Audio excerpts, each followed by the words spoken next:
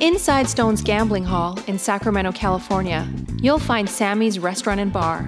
Recognized for its innovative, healthy global cuisine, Sammy's offers menu selections made with local, organic ingredients. Indulgent options like truffle fries, duck tacos, artisan wood-fired pizzas, fresh salads, and more, along with an eclectic selection of craft beers and classic handcrafted cocktails. Plus, with 40 big screen TVs, Sammy's is also the perfect place to catch your favorite game. Satisfy your craving anytime, 24/7, tableside or in the dining room at Sammy's Restaurant and Bar at Stone's Gambling Hall.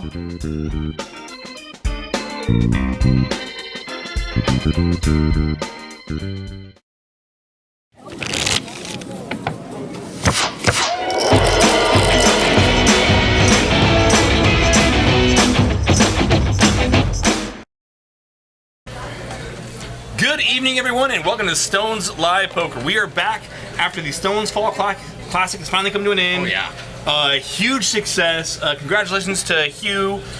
Took down the main event last night. God, we didn't get done until like 1:30 in the morning. As you should. Every single event crushed the guarantee. 5-hour final table, crushed the guarantee. Almost 500 players in the main event. Huge. It was a great success. Even very happy. You made a super deep run. I was waiting for the phone call like, hey man, apparently Jake's gonna final table this. I need to go hop in there with Chris Moneymaker. But honestly, after watching that, I'm glad you and Moneymaker got to jive because that was fun. Thanks for bringing that up. That was fun. What are friends for? Like, hey Jake, remember that time yesterday when you didn't final table? But at least you knocked out Moneymaker so we can zing him a little too. Oh yeah. So we had that going for us. We had that going for us. So tonight we are back on our regular cash game schedule. We got 5-5 no limit hold'em. I'm Jake Rosensteel. This is Justin Kelly, my partner in crime, and let's barrel. We're gonna do it. It's gonna be awesome. Boom. Done. So we have this lovely 5-5 no limit tonight, guys. Let's start walking around the table, and you can see him staring at you, staring at the camera. He knows we're watching him. Seat 1 there, Mr. Mike Postle, the man, the myth, the legend. And he is sitting there with 900 in front of him. And next we got in seat 2, who do we got? We got Bill. Bill's right behind him. He's sitting at 1150. Bill's gonna have a he's kind of between a rock and a hard place. I mean, when I say a rock and a hard place, I'm not a rock. I mean, Mike's pretty laggy, but he's right. You know, same between Mike and John. Probably what I'm going to imagine to be the two most active, two most creative players, as far as from the people that I know at the table. And Bill's got a stuck sandwich in the middle of him, so I mean, good luck to Bill tonight. Good old stuck sandwich. Yeah, I don't think that's Bill's first choice of seats, but hey, we know someone's got to draw the bad one. We just mentioned John. John's right behind Bill. He's got about 1,400 in front of him. Behind him is Sean. Our graphic says, or our numbers say that Sean's got 300, but we can see looking at the stack there, it's like more like 700. It is 5-5, so the game starts out, I believe it's a 1K max. We do play table stakes after that. So Matty, we all know and love Matty. He's in seat 5. He's got about $1,000. Peter is in his usual seat 6. He's got about $1,000 in front of him. Did he like pre-purchase that seat? Because I feel like he's always in seat 6. You know, everyone's got a favorite spot to sit, around the table, whether where you can see the cards the best or where you can see the table the best. Like I love sitting in like the 2, 3, 7, or the 8 seats. I like being on the corners because I can watch the entire table without like having my head on a swivel. I'm not a fan of 1 or 9. Do you like 1 or 9? I don't know, dude. I don't like 1 or 9 either. I know. I can't see around. Like I'm constantly like looking around the dealer in either direction, trying to see the action. You know, see the way the other seats. Like when I watch how people hold their cards, the way they look at the cards, how they grab their chips, and I mean that's why I like sitting on the ends because I can see the entire table without having to the middle to me is just as bad. I'm just constantly, if I'm looking this way, I'm missing everything else on the other side of me. But what are we gonna do? In seat 7 we got Aaron. He's back. He's got about 1150 in front of him. We all know Reggie. He's in seat 8. He's got about $1,000 in front of him. Player we haven't had on the stream before, actually was playing a little bit of cash with him earlier today, is Asa in seat 9. He's got about 900 in front of him. I got to play out in maybe about an hour or so of cash before I had to rack up and jump in here with both of you guys. But I think Asa might be another player that might have some gears in him, and might be able to put a little pressure on some players. I like it. I'm excited, and he's got a very, very nice, strategically ripped sweater that he's donning right now. There you go. He's putting it on. It's good. I don't think it has as cool of a fight or a story as the hat where he got to fight a bear where his hat's cut out, right? Right? Yeah. But I'm sure it's still a good story nonetheless. I love that we got that true story from Aaron after the last stream. After the stream. And we've all seen Aaron on the stream where he's got the top cut out of his hat. And no, that real story. He was attacked by a bear. Yeah, rolled down like a cliff to escape, and then went back up, got his hat, and decided to keep it as a souvenir. Now he plays poker in it. Yeah, it's pretty funny. I mean, like you could tell he was not lying. He was not making. No, this it was up. very real. It was very real. I got attacked by a bear. Yeah. Tank X87, Cam W601, Purple Head, Jizz Slinger 69. Welcome to the chat, everyone. Master C. Master C, Rick and Barstow, usual suspects, best in the biz. Let's get some cards up. Absolutely. Looks like they're in the middle of a hand right now on the turn. Or we got a flop out. Looks like Reggie's making a bet. Can't see where we're at right now. Yeah, this was a fun series, and you played, I believe, the Day 1C, right? I played Day 1B, Day 1C. I Just played a couple. Day 1D they didn't even have. Yeah. No, but Day 1C record turnout 250. 248 players. Wow. On one flight. Huge. It was a big success. Super awesome. And me and Moneymaker did our part to support the local poker economy. Yes, you did. Jesus, God. Yes, you did. And I played the Monster Stack and decided to get Bubble Boy, 25th, paid top 24. Somebody's got to do it, so I'll take it.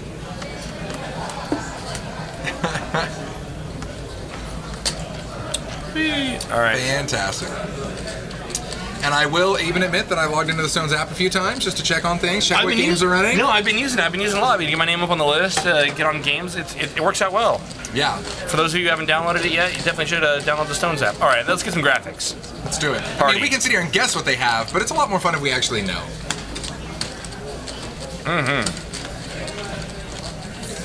And then, so tonight we have 5-5, and Wednesday we have a special game coming up, right? Big game on Wednesday. 10:25 on Wednesday.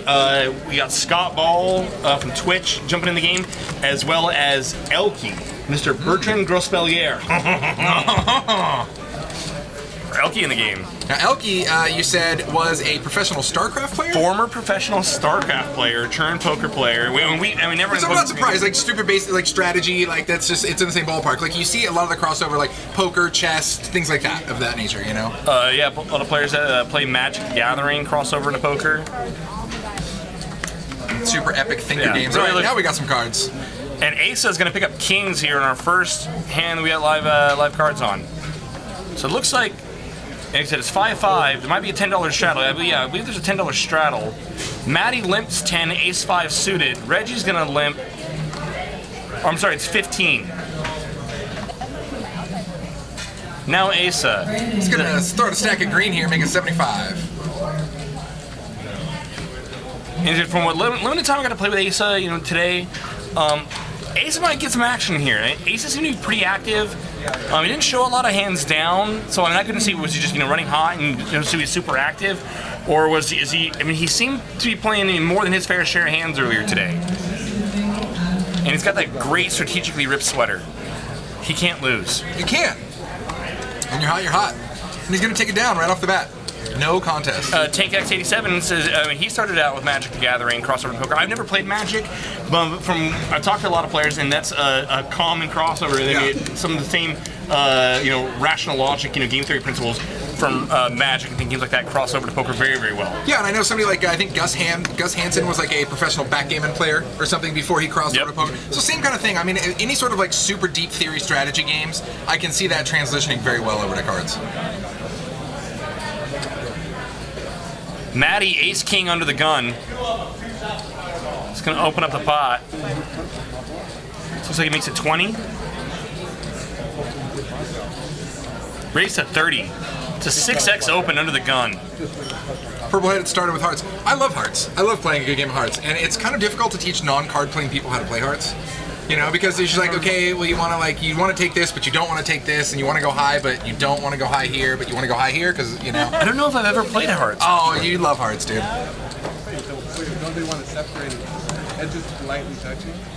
Tank X87 mentions David Williams. He played Magic the Gathering Poker, and he top 3'd in MasterChef. Yeah, that was just recently, What? I think, right? Yeah, guys, give us some expansion on that, but I heard about that. David Williams went super deep on MasterChef, right? Super crazy, Wow. right? When you're good, you're good.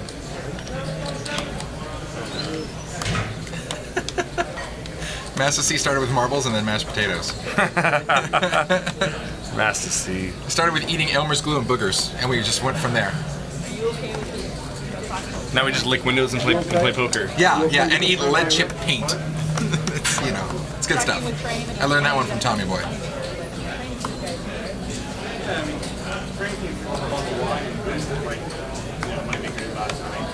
I can hear myself in the chat. This is earlier when I was talking to Oh, Sarah. they're already talking crap about me. I can hear them Here we train go. something.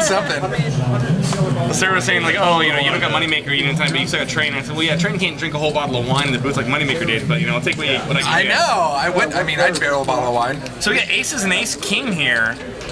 Should see some chips going to play. Mike makes it 30 to go over a couple limpers with aces. John on the button is just going to call ace king suited. This could get into trouble here if we Brings get in Maddie and Peter. any ace or king is going to get John into a whole lot of trouble. Jack 10-3, 2 clubs. Peter hits top pair. Maddie misses. John's got an inside straight draw, backdoor club draw. Oh god, they're trying to do the Nightbot command. Yeah, for it they in the are. This chat. could get interesting. If a queen peels off, it's just going to be a bit of a shit show here. What's great about this is, like I said, we already mentioned earlier, Mike's going to be one of the more active, more aggressive players at the table. Yeah. Give me a guy like that aces. He doesn't need the help. No. Vocal Terror, welcome to the chat. We were seeing if all those Jake commands were still in there. Nightbot let us down. Dang it. Mike leads 100. John makes a call in position with his draws. Peter calls top pair. Oh, Queen peels ball. off. Of course. Nasty. He's going to give John the nut Broadway straight here. Mike's aces are the farthest behind now, unfortunately. And Peter's got top 2. Yeah, this is bad. I would expect Mike to check here. If he does bet, I think he's going to be betting with the intention of folding to a raise. Sure is. Looks like he's going to fire out 150, 175, something like that. He can get value from King 200. Queen. But he's already losing. He was already losing to Jack 10. He's now losing to Queen Jack. Peter happens to have. And I would expect John to raise here, and he does. Mike leads 200. John clicks back, makes it 4, and now action's back on Peter with top 2 pair. And if I'm Peter, knowing how aggressive John is, I wouldn't expect John to have ace king here a lot. Because Mike opened, I would expect John to be re-raising ace king. And if I'm Peter, And just flatting, man, what are you putting him on? An 8? If you're going to put him on a straight that's not ace king, are you going to put him on an 8-9 or king 9? It's just kind of a funky spot. I'd be more inclined to worry about, yeah, exactly, a hand like 8-9 than ace king. Either way, Peter is in the same bad shape. And right now, 400, I mean, it's literally half of Peter's stack. So if he's calling behind, he's in a world of hurt here. If I'm Peter, it doesn't. It's the same hand effectively, 8-9 and ace king to Peter. Learn something new every day. Bill Nye, right? But if I'm Mike might be thinking the same thing. Like, there's no way that he's got ace king here. Yeah, fair enough. Master C says, you could always put pocket 10s or pocket 3s in the mix somewhere too. Very true.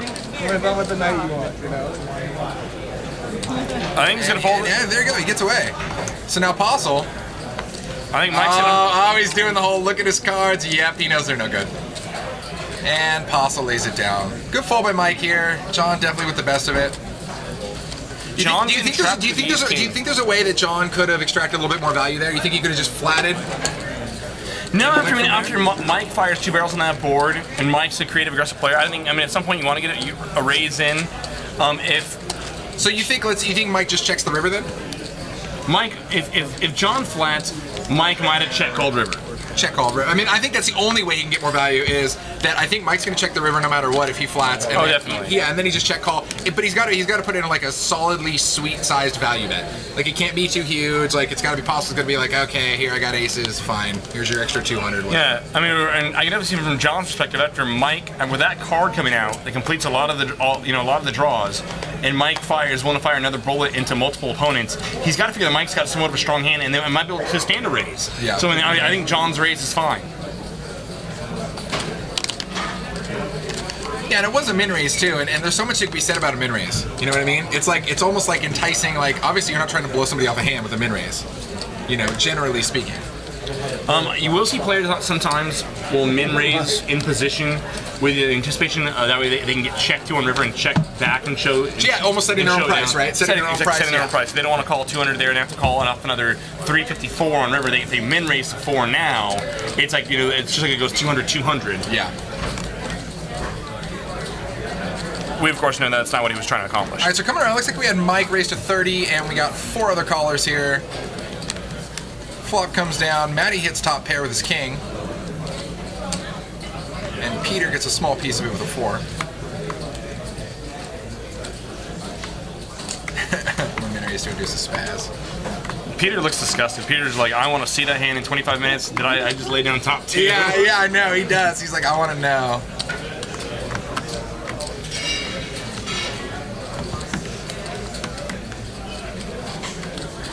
Jack comes off on the turn, giving Aaron an open-ended straight draw. Aaron's out of the hand.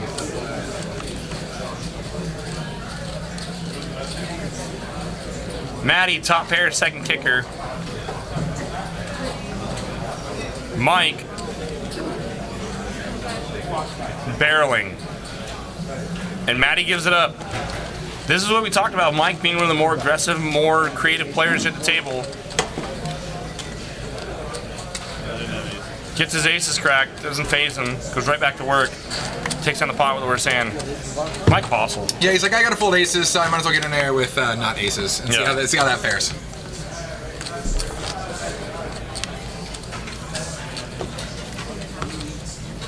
You have the lovely Sarah there in the dealer box. She's the best. She's pretty fun. She is definitely one of the dealers where don't think you can give her crap and she's just going to take it. She will give it right back to you, but in a nice, respectful way-ish. Heavy on the ish. Heavy on the ish. Heavy on the ish.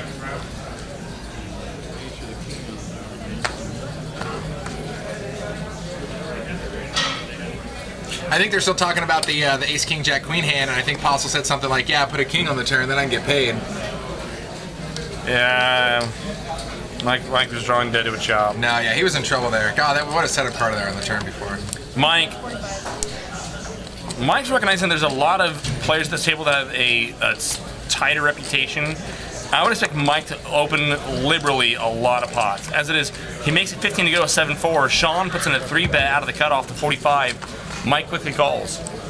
Heads up. King 7-4. I'm sorry, King 4 deuce, all clubs. Mike hits his 4. Sean misses, but there's all clubs. Check, check. Scary board. Now this puts Sean open-ended, but again, neither player with a club, which is going to induce a little fear here, and Mike's going to fire out. 100 in the pot, Mike fires out 65. That might be enough to get Sean out of here. It probably will, because Sean can't count on, and if an ace or a 9 comes off his club. He knows it can't be a club.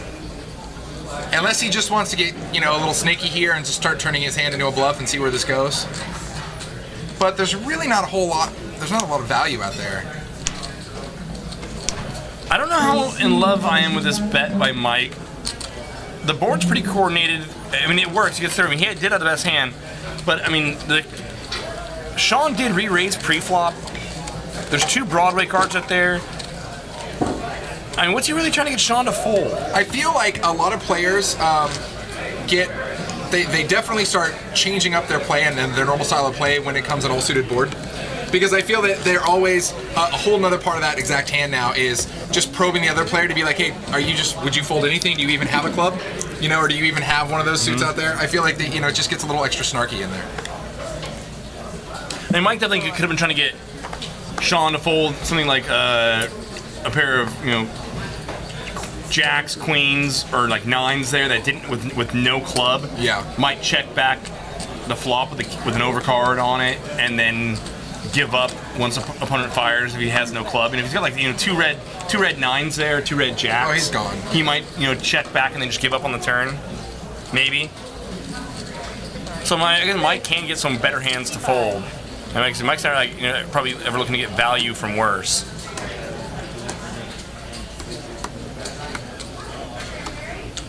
Bill makes it 15 to go with 5s. Maddie makes it 65 to go with jacks, and Bill immediately releases. Kind of interesting there. I mean, they're both players are deep enough.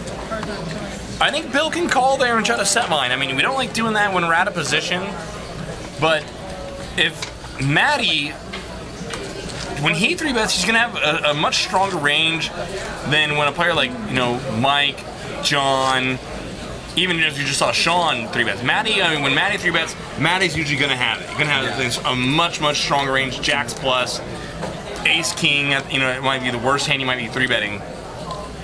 And so I'd be more inclined to set mine against a player like Maddie, just because he's gonna. I mean, players misinterpret their implied odds so much, like, oh well, if I hit my 5 or hit my hand, you know, then he'll pay me off and I can get all this money. Well, I mean, the other players are gonna gotta have the hand or make a hand too.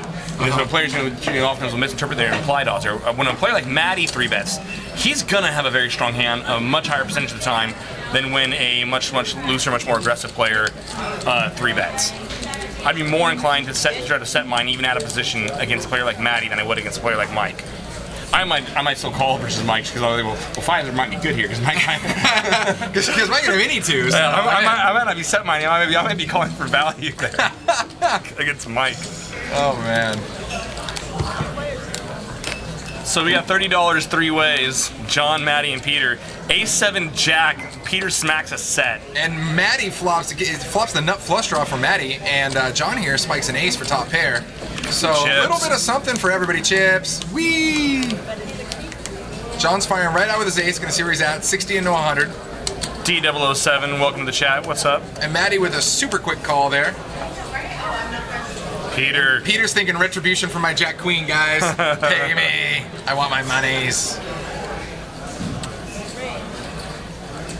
So Peter's gonna pop it up. I think especially with a quick call from Maddie, I think he senses maybe a flush draw out there, and he's gonna start to protect a little bit. Maybe he can try to get some value out of his set, see what peels off on the turn.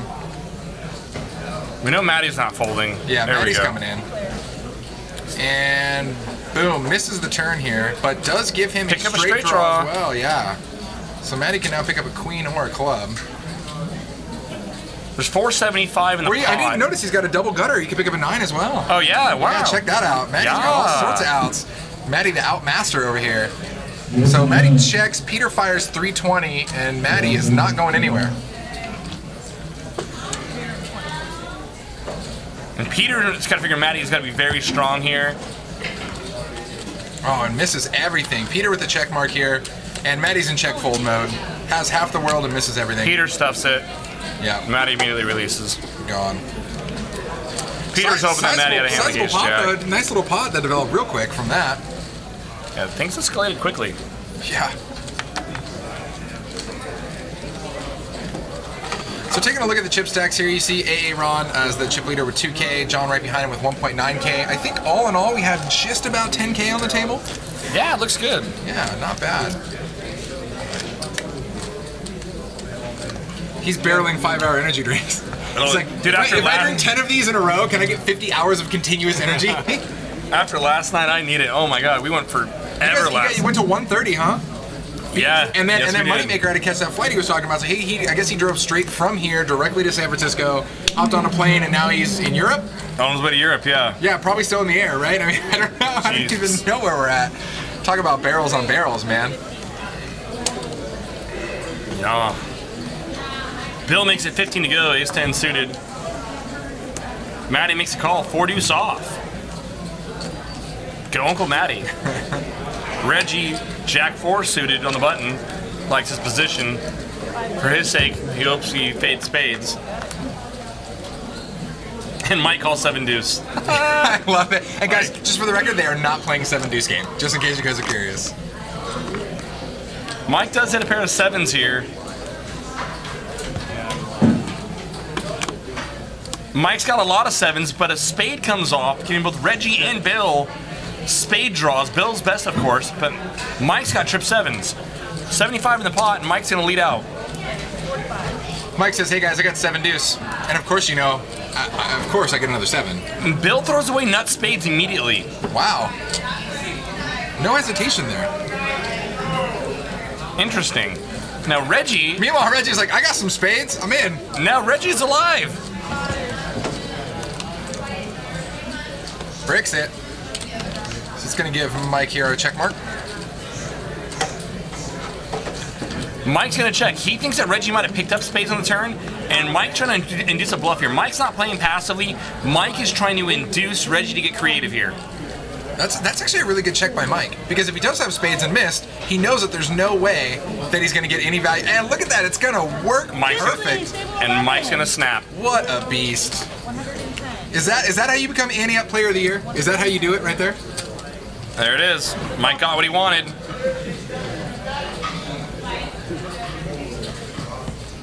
What a beast. Seven deuce. Seven deuce. He's like, show it. Show everybody. Marble in my 7 deuce. Oh, yeah. Marble. My man. Look on Reggie's face. It's like, what just happened there? Oh, man, I blacked out. I need that instant replay. Keeping this. Ladies and gentlemen, Mr. Mike Bossel. Oh, always good times.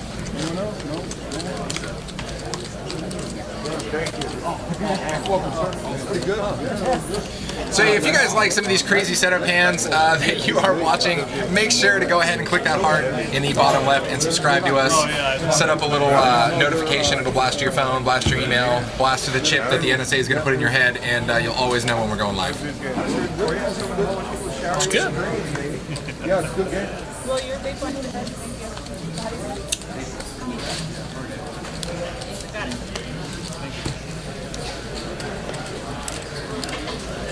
Sean's gonna limp in. 9-5 of hearts. Ugh. Action over to Peter with some 4s. He's going to come along as well. Aaron calls. Limp pot poker. Limp pot poker. Honestly, I thought Reggie would look down at 9-3 and be like, well, hell, if Paso come in with 7 deuce. I don't know what I'm thinking. I should be in here.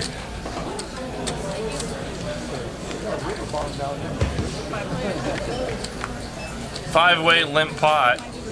Ace King 3, 2 hearts. Sean has got 9 high hearts. Mike flops an ace. Bill flops a king. Checks around. 8 on the turn. Mike's gonna no more checks. He's gonna fire out. Bill calls with his 10. 15th. Oh yeah, everybody's calling here. Oh, Sean comes along with hearts. Bink. Queen on the river. And Mike with a small little bet here. Little value bet. A little value. Thin value. Let's get called. Does not want to get raised. And speaking of not wanting to get raised, Oh man. here comes Sean with busted hearts. Sean picks up on Mike's weakness here and says, what's going on? Sean recognizes that was a blocker bet by Mike. And that is a pretty sizable raise, so let's see if Mike picks up on this just being trying to blow him off the hand, or if he really has some. I think he just doesn't want to. I don't mind that fold by Mike. I don't mind it either. I think Sean can easily have King Queen there. I mean, Sean's very capable of limping King Queen. And he didn't have a lot invested. He could have just had a monster the whole time. He could, hell, even if he had hearts, he could have had like 10 Jack of Hearts and made a Broadway or something. Yeah, you can have the Jack 10 there. Yeah. Naked Jack 10 even. They may have to be hearts. I don't mind the fold by Mike. I don't see this, but because of that, I would have maybe rather see a check call by Mike. I think it's. Yeah, I think if he check calls, I think Sean fires out less, for sure, than obviously that one whatever. It's gonna. I mean, really hard. I mean, you can get called by some kings. You can call by king. You can get value from King Jack, King 10. King Jack, King 10 might look you up. Other than that, it's really hard to get called by a worse ace. I'd rather get a check call there. But the thing about it is, Mike's got a better chance of getting loose calls than, let's say, I would, or some of the other players at the table, just because Mike plays so many hands. We've already seen it. Mike playing 7 deuce. Mike playing absolute junk. Of course. So I mean, Mike can probably actually count on getting called by some kings there. Maybe even a rivered queen. Yeah. Because it's Mike. Of course. So probably in the long run. And you want to be like Mike. Yeah. I get it. All. Dude, who doesn't? You know, he can play all the junk he wants, man. He turns junk into gold. Absolutely. Matty makes it 20 to go pre with 8-6 of clubs. Mike calls 8-7. Jack 10 deuce 2 clubs. Matty's got his flush draw. Mike misses. Check bet fold. I'm sorry, or bet fold. Bet fold.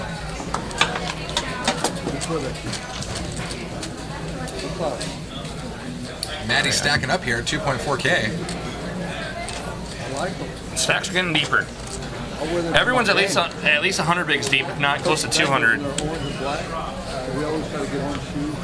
So these players they can play this game pretty well, pretty deep. Maddie's just reaching over, taking Sean's stack. Like, yeah, I got you, man. Don't worry about it. We're playing cards here. So we got Scott Ball coming in on this Wednesday. Yes. For the 1025. The last 1025 we had was 1025-50.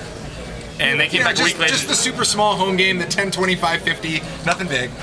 I don't know if it's going to play that big again, or we're just going to play straight 10-25. We'll see. But even if they play straight 10-25, I mean, those games escalate, dude. Oh, those games get juicy. When you got Scott coming in and Elke.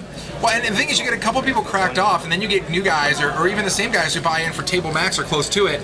I mean, it escalates quick. Yeah, game gets deep. Mike makes it 20 to go with pocket eights. Whoa, is Mike allowed to have in hand? I thought he could only play like 7 deuce and stuff like that. It's messed up. John calls with a suited ace out of the small blind. Matty comes along as well. And Reggie, who tried to limp in the 6-5 of diamonds, he's priced in as well. Multi-way action here to the flop. 8-9-4 rainbow. Top for John. And a set for Mike. Inside straight draw for Reggie. Woohoo! Something for everybody. Joy. And John leads out into everyone to a top pair, top kicker. Reggie, inside straight draw, backdoor diamonds. I almost feel like if you're Reggie, you can raise this. No, he takes past the line and just folds.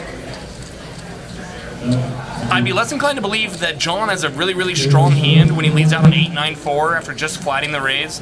I mean, I don't think he's ever leading with a set there or a two pair. I think he's probably looking to check raise most of his sets in two pairs multi-way, especially when Mike was the original aggressor. Now Mike's gonna pop it here. And that board should miss Mike's range most of the time. So like going back to Reggie's action, I think Reggie actually could have considered raising there.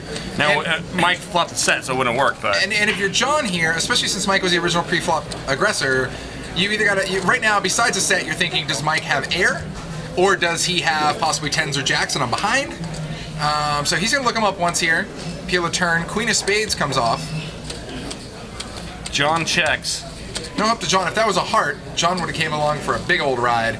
But if depending on what Mike does here, I don't know if John's going to continue much further in this hand. I think Mike bet somewhere around 250. Pot's almost 4.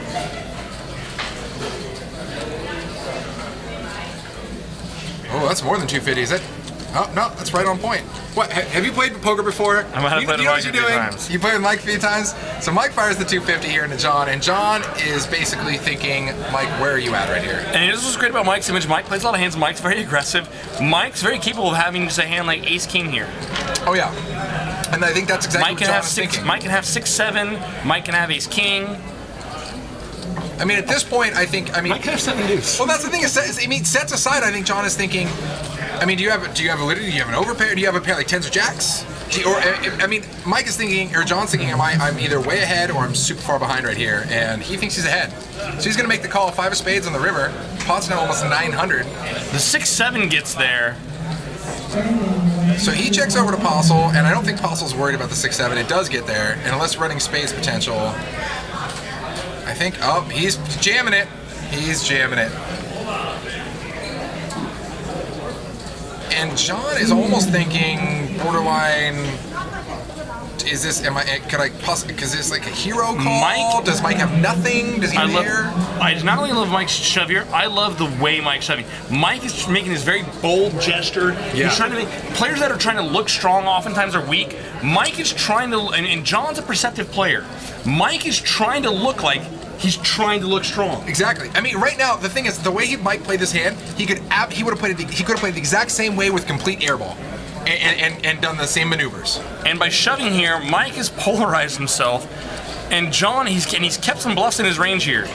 And if Mike had bet like 400, I think John's got a much easier fold because Mike jams, and in the manner in which he jammed,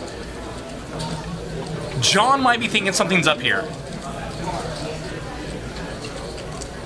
Why bet so much?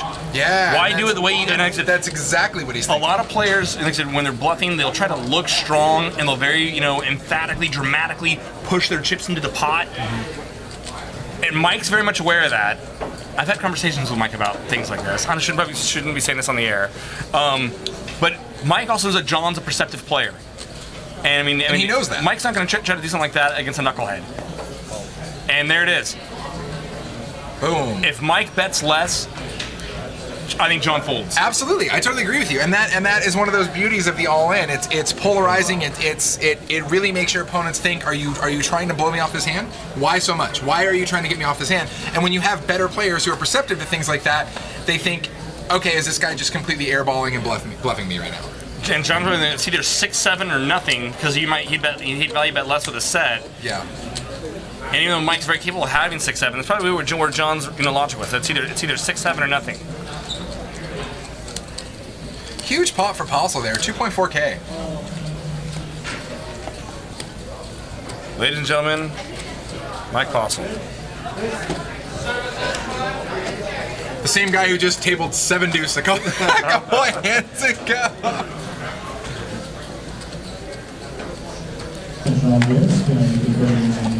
Whee! Merry Christmas.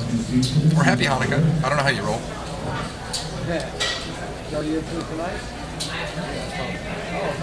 And Master C says, bringing up a bit of a hero call, and I think that's the mode that John was in, was, hopefully this is one of those times where Postle just has complete air, and he's trying to just aggro me off this hand.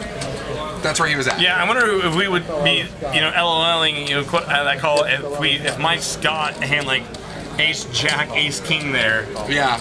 And we're thinking like, oh my God, are we saying anything like, oh my God, that's such a bluff? It looks so obvious he doesn't want to call. Exactly. And are we just being results oriented when we say that that's a bad call? I can see the cards. Let me tell you exactly why he's doing that. Yeah.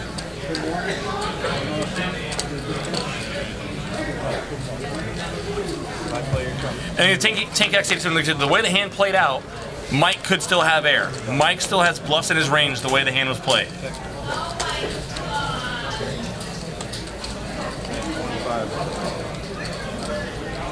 $25, fired out. But AA Ron here flops top 2 pair. And we got a gutter for Sean.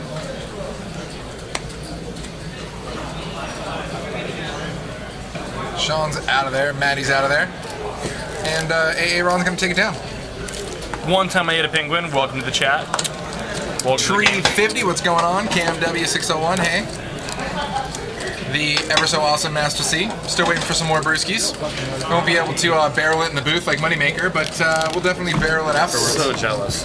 I know. So jealous. You're like, Moneymaker's got this wine and I have Stone's water. 5 hours and I'm drinking thin value, water. Thin value water. It was like 30, I was reading online, it was like 38,000.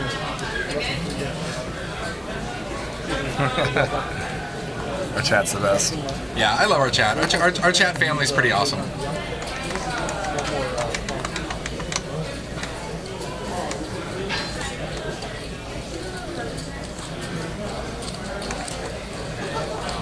Where do I get a strategically ripped sweater? I mean, you can make it yourself, but I feel like it loses all intrinsic value if you do that. You have to buy it that way. It costs more if you buy things with holes in it, like jeans with holes in it. It costs more. It costs more to have it pre-ripped from a factory in Taiwan. I just tell people I have designer underwear with holes in it. You just don't know. You just don't know. Don't worry about it. John makes 25 to go with 6-8 of spades. Sean just calls on the button with ace king Jackpot off. for Peter! Trip jacks for Peter on the flop. Everyone flatting ace king. Oh man, and of course checks around. Oh, I lied. Peter is not in this hand. I like Sean's check back. I mean, I don't like him not 3-betting ace king pre, but on the ace jack jack, checking back is a must. Really hard to get value from worse hands. I mean, you can only get value from worse aces. Top 2 for Sean. Canadian boat, 3-pair. It's no good. Oh, Peter wasn't in the hand. Yeah, Peter was in the hand. I realized that too. Yeah, the graphics were catching up, so way good. Way Did I go check check?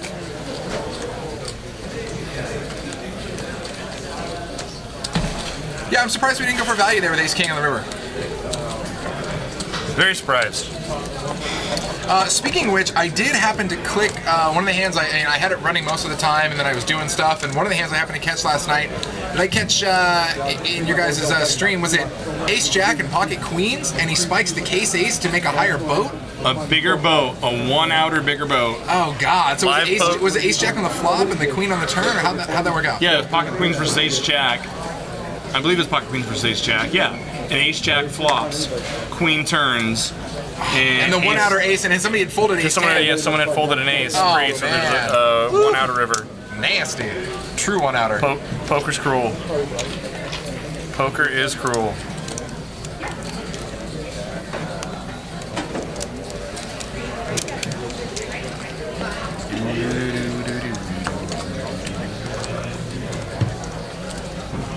A couple limpers in the pot. 6-7 queen, 2 diamonds. No one's got much of anything.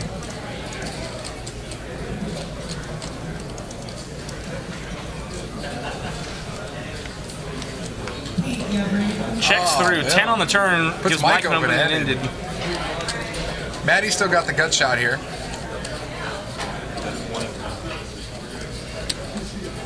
Peter bets his jack. Interesting. Because he can get value from 6s and 7s. He can get value from King 10. He's going to get some value from King 10. And he's going to get value from Maddie,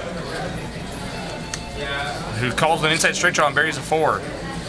Peter stole the best hand. Checks over to Mike.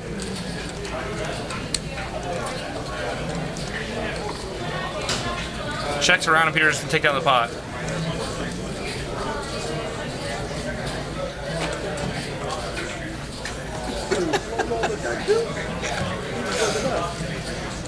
He's like, you slow roll me with a jack? Is it because of your deuce kicker? Oh, goodness.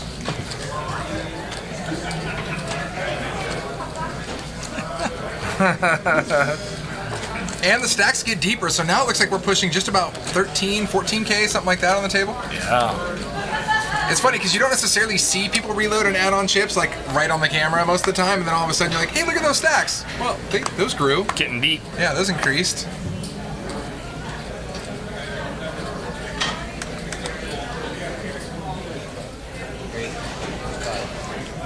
John's gonna raise it up, make it a quarter.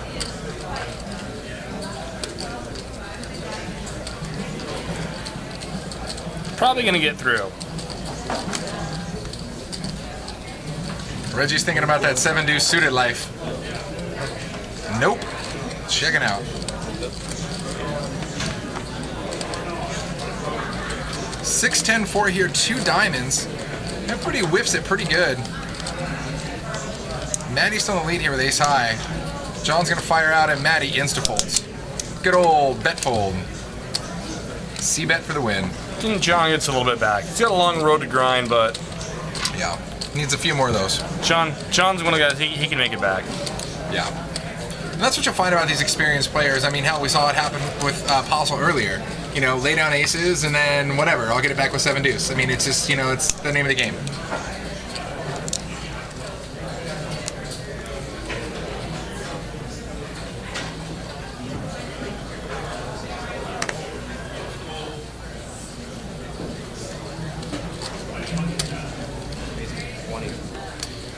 Race of 20 into John here with 8s, and he's going to come along. Sean's checking out. Maddie's going to come along with King Queen. John's thinking, I've seen this hand make money before. I know. Please let me hit a set 2, please.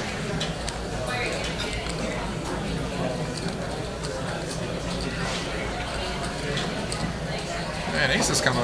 Ace is coming A little bit of along. an ambitious open from Bill under the gun +1 with the King 10 off.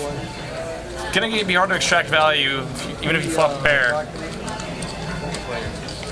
Ace of calls. So 4-4-handed to the flop here. 10 Queen 5. Bill spikes a 10, and Ace of spikes top pair here with a Queen, and so does Maddie, but Maddie has him out kicked here with Queen King. Who's gonna bet 65?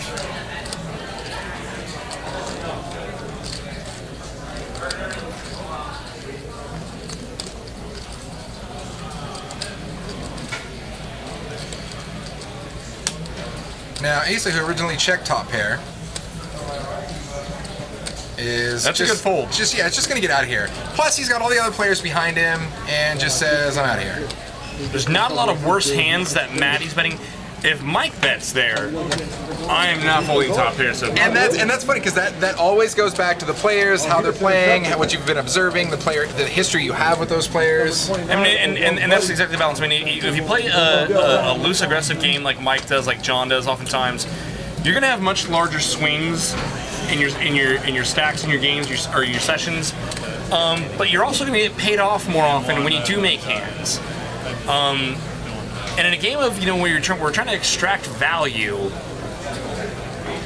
you can't always just count on like, oh, every time I have a monster, someone else is gonna have a second best monster. You know what I mean? Yeah. I mean, those hands are gonna play themselves, but if you're not playing enough hands where you're getting some, if top pairs snap check folding to you, probably need to open up the range a little bit. Start playing a few more hands. Exactly.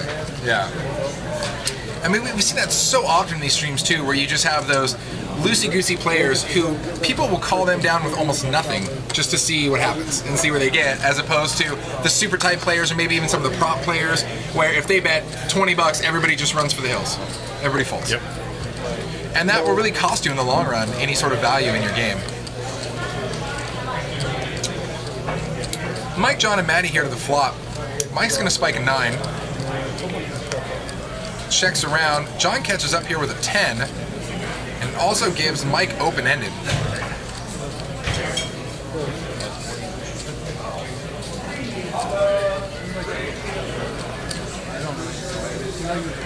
Mike makes a call. 4 on the river. John's best. Check, pair of 10's good. Boom. That's where Mike tables it and is like, whoo, glad I didn't get hearts. Glad hearts didn't come. Some running backdoor hearts and I'm in trouble. Taking a look there at our stacks. We got Mike, Maddie, and AA Ron on the big stacks with 2K plus.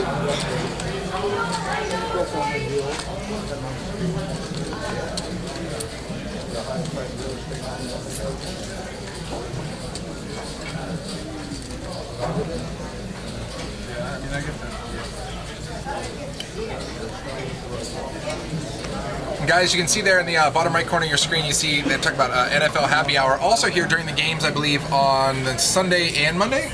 Yep. They pick a couple games and they do splash pots of anywhere from 100 to 2 every single time there's a touchdown. And depending on what game they pick, there can be a lot of touchdowns. So make sure you get in here and play on Sundays and Mondays for sure. Sean opens up, makes it 25 to go.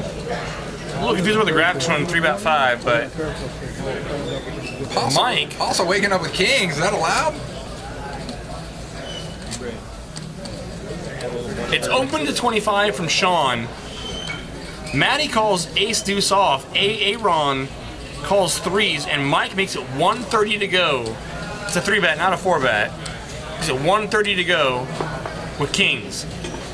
Sean. I think Sean's sensing it, but he's gonna get in there. The old look fold.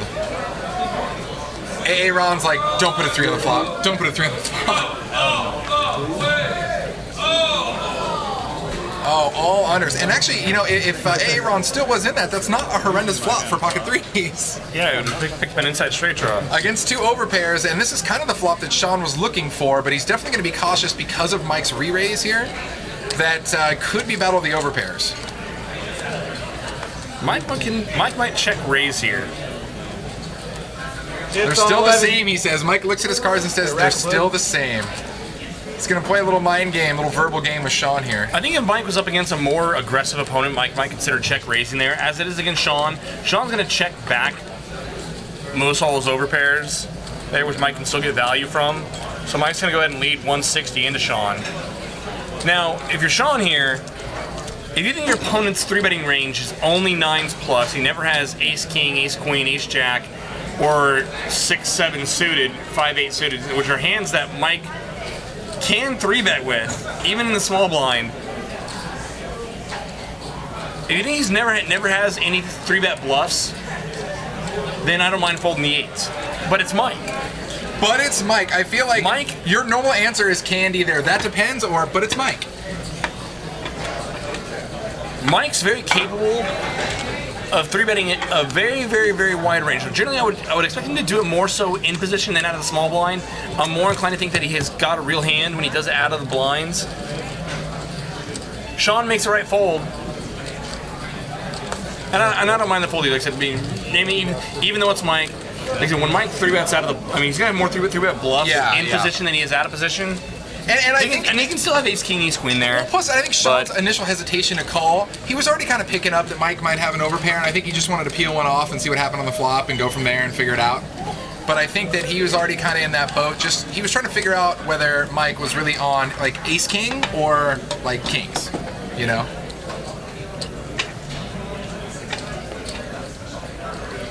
John working on getting some of those chips back here. He's with queens in the big over here. But action on Aaron. He's coming in with queen 9. Over to Reggie. Jack 10 suited.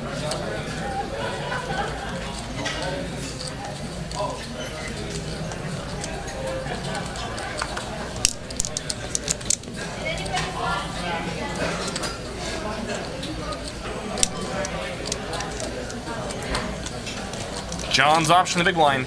Now you'll see a lot of players will try to pick off all the limpers with a pretty wide range out of the straddle or out of the big blind. And someone might think that's what's going on here.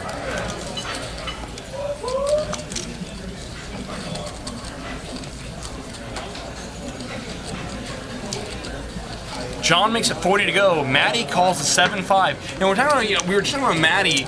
You know, if people are, snap folding top pair to you, you probably need to open up your range. And now here goes Matty with a 7-5. Yeah, Matty's like, I'll show you all about opening up my range. I heard you guys. I know what's going on. To the flop here, ace 6 jack. Reggie spikes a jack. John's queens are still the best. Check call, John. Checks all the way to Mike. And like we were just talking about, there was just a touchdown in the game, and they're doing a splash pot right now. Club on the turn gives Bill an inside straight draw and a club draw. Ooh, that's a sneaky little turn for Bill here. Okay, how about Checks through. Oh, and he gets there. Ace of clubs on the river. Now, John might think that's a good card, and normally it would be. It makes it less likely for someone else to have an ace now. Bill leads 50 with a flush. John's gonna snap calls. I like the call. And now Reggie. I don't think Reggie can ever overcall with a jack. You don't even have the best jack. I stand corrected. Reggie overcalls with a jack. I stand corrected. You don't know what you're doing. Bill's gonna show the flush. Monster. And whenever you get those runner backdoor flushes, most of the time they're pretty well disguised. I mean, in this there wasn't a whole lot of action, so it's not like he had a different pair, he had a pair and then ended up catching it and getting there. But a lot of times those running flushes can be pretty sneaky. Very, very sneaky. Very sneaky. Never underestimate the sneakiness. I don't mind the way John played the hand. Now this is hand 1482. I know it's not 1482 today. I mean, I wonder. Maybe is that the total number of hands we've played on the stream? No, but I think we've probably played more than that though. Maybe since day one. I don't know. I don't know. We'll have our booth guys answer that. We'll see what's up. I mean, we're probably getting 20 to 30 hands down per hour. We stream for 3 hours. Whoa! Math? You're gonna do math? Okay, you can math. You can math it up on me. Maybe, I don't know. No, it might be right. Probably is.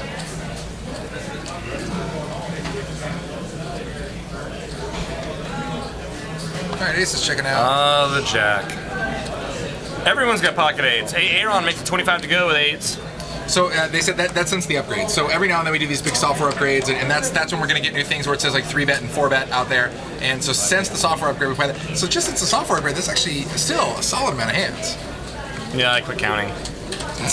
You're like, carry the one. Life's a blur. Too much. I'm just counting dollars that I've lost since my last tournament buy-in, or counting dollars that I made since my last tournament buy-in, trying to rebuild. Sweet. Nice. Take it. I want to go to there.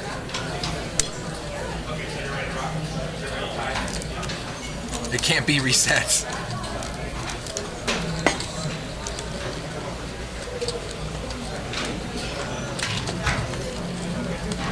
The whole deck is their outs. All of the cards. I want all of them.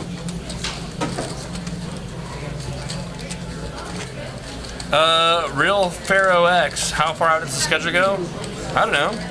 We keep it at least a month. Till forever. Yeah, yeah. I mean, we're generally streaming, 5-5 on Mondays, 5-10 on Wednesdays. The third Wednesday of every month is Veronica and Friends. Veronica and Prisoners. First Wednesday of every month is 10:25. We stream some PLO on the second Monday of the month, or third Monday. I don't know. So pretty much, guys, unless it's like a super major holiday, just come and spend every Monday and Wednesday night with us, and then some days in between. Like for the Stones Fall Classic, we live streamed every one of those tables, every one of those final tables. It was a blast. Last Sunday of the month, we do tournament poker. And lately, the last Sunday of the month, we've been doing that one day. Last Sunday. Yeah, it's one day a tournament now. Which is actually kind of fun because you get those players who are just like, the guys who go to the final table. These are the hardcore players who are like, I don't care how long it takes. Like we are playing this out. Grind it. Yeah, grind it. When the chat is always chanting for OT, some overtime, like that's when it happens.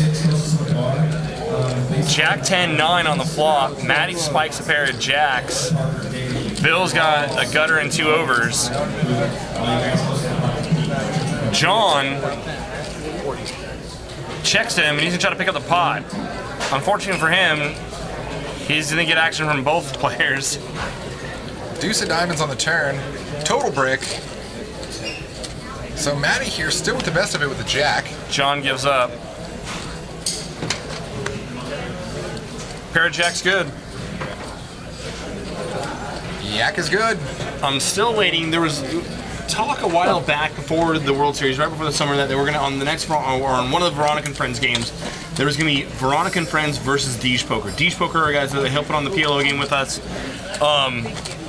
And there was talk of having, Deej Poker versus Veronica and Friends on the show, on the Veronica and Friends show. And they somehow want to work out some sort of a side bet or prop bet on who would make the most money between Veronica's Friends and the Deej Poker Pros.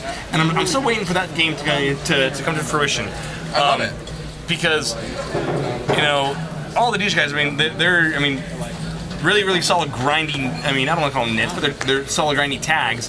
And all Veronica and all her friends, they're just a bunch of hot messes. Yeah, they can be super loose cannons, but the thing is, when loose cannons are when they connect, when they're sinking chips, man.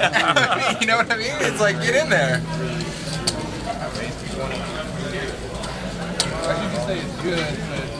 Polarized Kid, what's up? Welcome to the chat.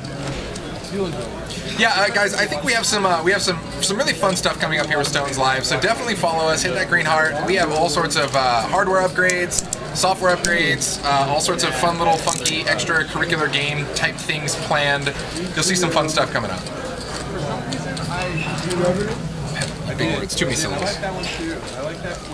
All right, so now going to the flop here. Bill spikes the ace for top pair, and it looks like he's going to get looked up by John. To the turn here, Jack of clubs. John with the mystery hand, and he's firing out. Bill checks over to John. John fires, and Bill is going to call. 8 of diamonds on the river. Does not approve Bill's hand. Bill's still in check call mode, it looks like. And John is not slowing down. Pot's at 270.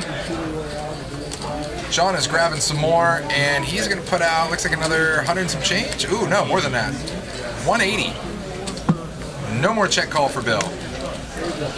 Mystery hand John taking it down, and he is on the recline. So for those of you guys who just may be tuning in to the stream and may not have watched this before, the red chips on the table are $5, the green chips are $25, and the blue chips you see are $1. We will occasionally get some white chips in play, which are our $100 chips. We will occasionally get those in play in 5-5. This game right now, I think Mike's the only one who might be pick up some $100 denomination chips. I saw purple chips the other night, the purple $500 chips. Ooh. They're a slightly oversized chip. Oh, yeah, that's right. And that screws you up, too, because you're like, whoa, this one is not like the others. Yeah. I mean, don't get me wrong, you can give me all the 500 chips you want, but...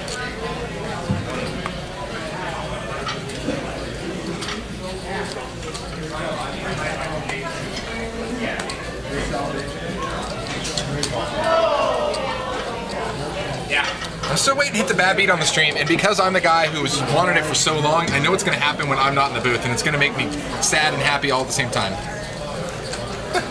Oh my god, I just thought I wasn't there. No, ones do not play in 5-5. I think, well, up to, you know, denominations of 5. But loose change does not play. 10-6-5, 2 clubs. Ace has started our action here by raising up to 20 with pocket 3s. It's a draw heavy board. He feels he might be able to get some action from someone. Might be able to get some value from someone with a draw. I don't know. Seems like anyone with a draw is going to have a reasonable amount of equity against you. I don't know if I want to start building a pot here. Turning his 3s into a bluff effectively. Peter, Jack 10. We know he's not going to lay down yet.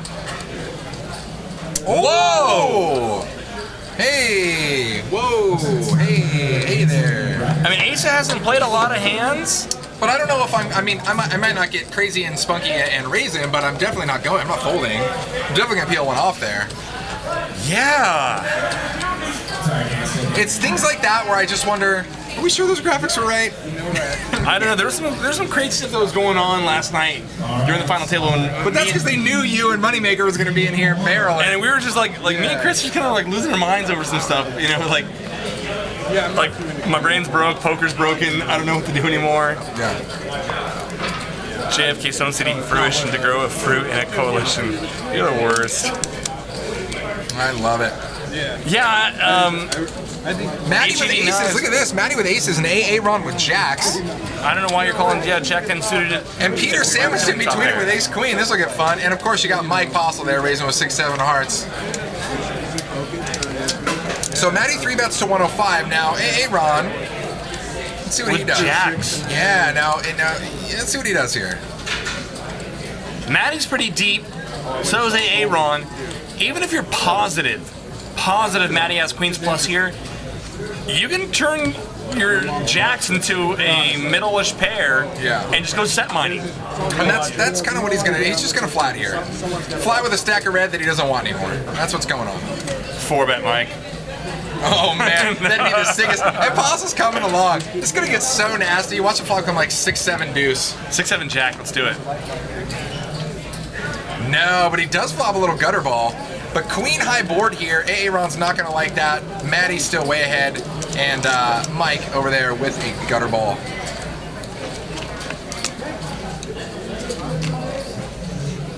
There's 320 in the pot. They check it over to Matty, who immediately cuts out chips for a bet. Yeah, Matt is not. This looks very strong. Yeah. Everything he's doing here just reeks of strength. Reeks of. You can smell it from here. 25 minutes on the delay.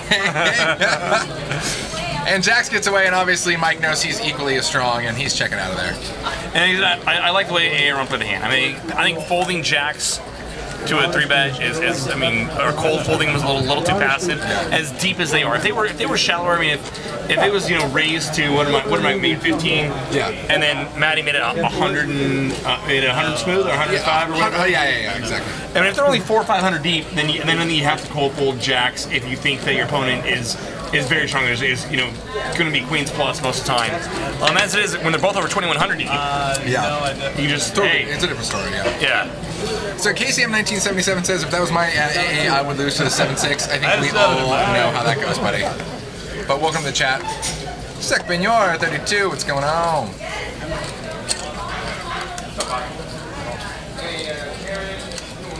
Bill makes it 15 to go, ace 10 suited. Stork 370, you live right by here. Come on over, man. Welcome to the chat. Come by, I'll buy you a beer. It's true, he will. I'm not joking, I will. Verbal's binding. That's what they say. Done. All right, going to the flop. King, Queen 3, all spades. Matty has the only spade that we can see here. Aaron spikes a queen. And Bill has a gut shot to Broadway.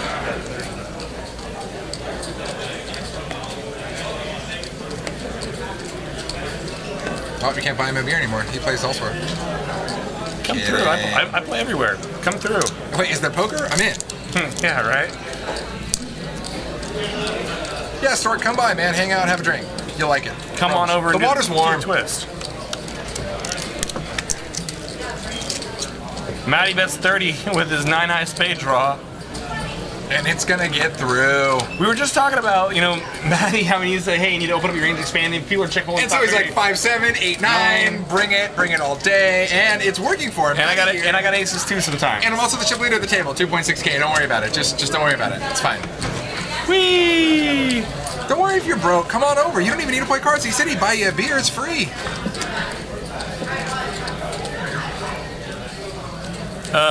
Cam W601 said he just played a tournament first Saturday of the month. How'd that go for you? Deliver some more babies. You're clever, Master C. Matty's opened up. Matty's playing a lot more hands. I like it. There you go. And if anyone's going back and watching this, it's going to get him some loose action later. So Peter's coming in here. You see, he makes it actually raises to 15. AA Ron's going to come along for 15. Reggie here with Ace King on the button. And he's going to call as well. Oh, it's actually, it looks like it's 20 actually. So the betting's a little bit off there. Yeah, it's raised to 20. And again, we see someone just flatting Ace King in position. Boom, 7 Queen King here on the flop. So top pair for Aaron, top pair for Reggie as well, but Reggie super notched here, notching out Aaron with Ace King.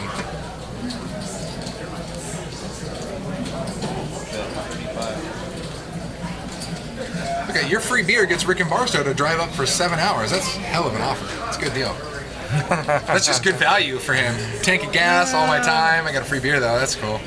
All right, Reggie's coming along as expected. Aaron fires, Reggie flats. Peter checked out, so we got heads up, battle the top pair. 9 on the turn's actually going to give Aaron a straight draw as well if a 10 peels off.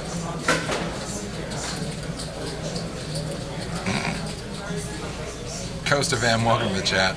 It's good for a chuckle. 60 is the bet now from Aaron. Call. Call. Say it one more time. Call. Please, please. Oh. Looks like we're Raise. going up. Just kidding. It's a very, I thought it's like Beetlejuice. If you say it 3 times, it's supposed to happen. So he's going for the min raise. The good old classic min raise like we talked about earlier. What does it mean? Where does it get those wonderful toys? Insta-call. So Aaron here with the redraw, looking for a jack or a 10, doesn't get it.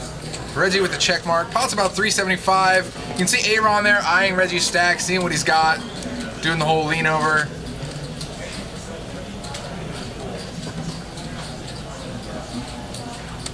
Aaron does have a nut blocker. He's blocking the jack 10. He's gonna check. Now, especially checking to Reggie on the river, would you expect Reggie to go for some value here, especially after he made Here's his the return? hard part about the way Reggie played this hand. I mean, how many hands are you really getting value? I mean, you can only get value from King Jack. Happens to be the only hand that, I mean, the hand that Aaron has. Yeah, but no, I totally agree with you, right? But It's just any random king. is the Aaron only would thing probably you get play a value. hand like. That's not gonna stop him though. He's gonna fire it out.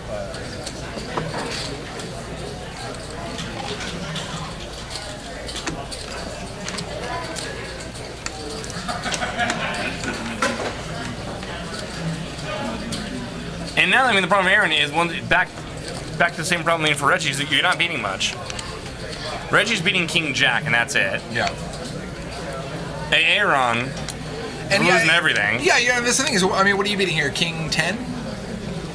Queen Jack, but Queen Jack would never raise the turn there. I don't think he's gonna flat you. Yeah, he's not gonna flat you on the flop, min raise you on the turn. And I think that's exactly what Aaron's thinking here. Maybe, I mean, you can beat some like 7x of clubs And that might have. I'm surprised he keeps picked eyeing. up a- I'm surprised he keeps eyeing Reggie's stack like that. Like what? Not nice bias. I mean, yeah, valid point. At least he didn't shut down after he raised. He's continued going for value. I think Aaron's gonna fold. If anything, if he didn't min raise the turn, that's a total brick on the river. So you might have got another bet out of Aaron, and it would have been more than the 60 you raised him most likely. So you might have got better value actually had you just flattened him on the turn, maybe.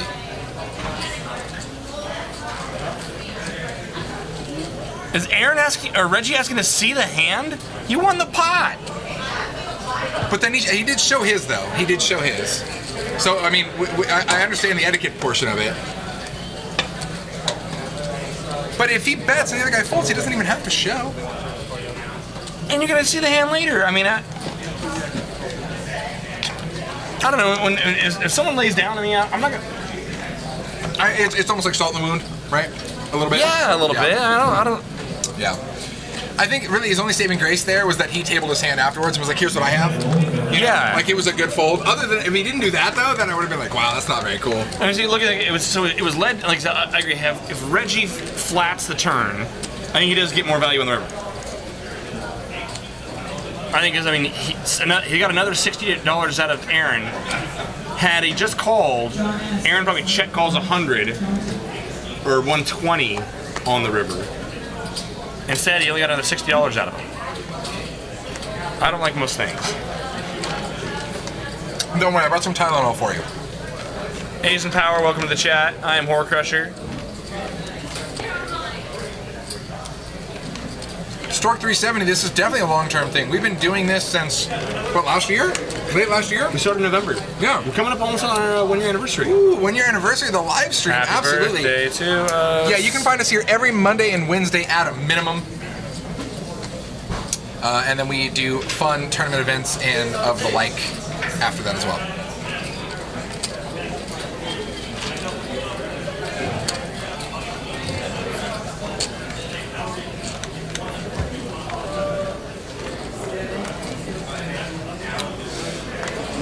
All right, race to 20, bunch of players going to the flop. King, Jack, 8 rainbow here. Just Master C, that's dirty. yeah, I love it. Reading. And Asa here spikes a set of 8s. Set of 8s are going to be the money hand of the evening, I'm sure. And looks like John here's got a gut shot to Broadway, and not much else going on here. Let's see a deuce on the turn for the train wreck. That's a super high risk needle there, Master C.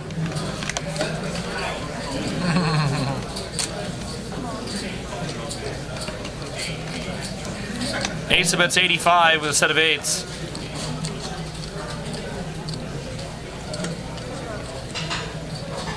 John calls inside straight draw. 8's full of jacks now. And John's got a fade of 10. John's got a faded 10 to not pay off Asa.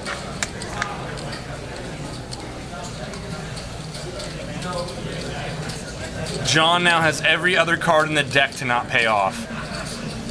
Double reverse super negative implied odds. Wow. I don't even think that made sense. No, it totally I don't makes think- sense. Just go with it. It's easier if you don't struggle. Just go with it. Check bet fold. Monster. Asa.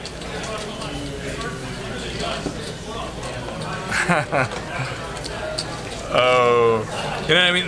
There's those hands that have, you know, reverse implied value, you know, junky aces, stuff like that, offsuit, one gapper, Yeah. you know, connectors. Real Pharaoh X, Asian Power, Not Nice Mice, what's going on? Ghost of M, good to see you guys in the chat. KCM 1977. Asian Power, I would still bet. I mean, you can check back, let a card come off, but it's a pretty coordinated board. I mean, there's no reason to feel that John doesn't have some sort of hand with showdown value. If he's got a jack, you're definitely losing value.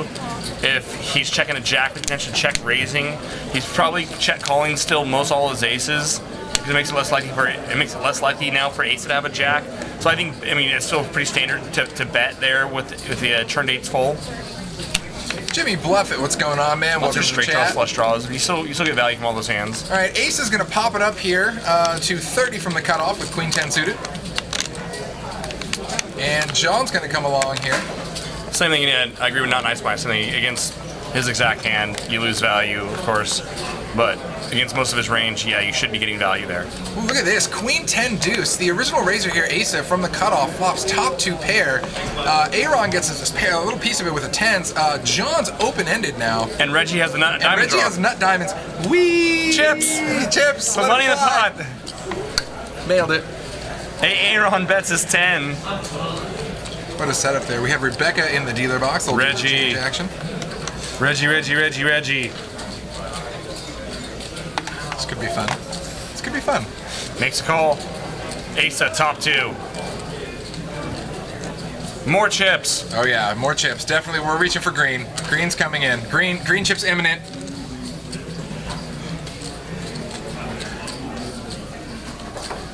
Asa just calls top 2 in backdoor clubs. Interesting. That's kind of a scary board there with all sorts of top straight draw potential. Oh wow, it only Adds a gets club better draw. for Asa. Wow, Asa's just got a stronghold on this hand right now.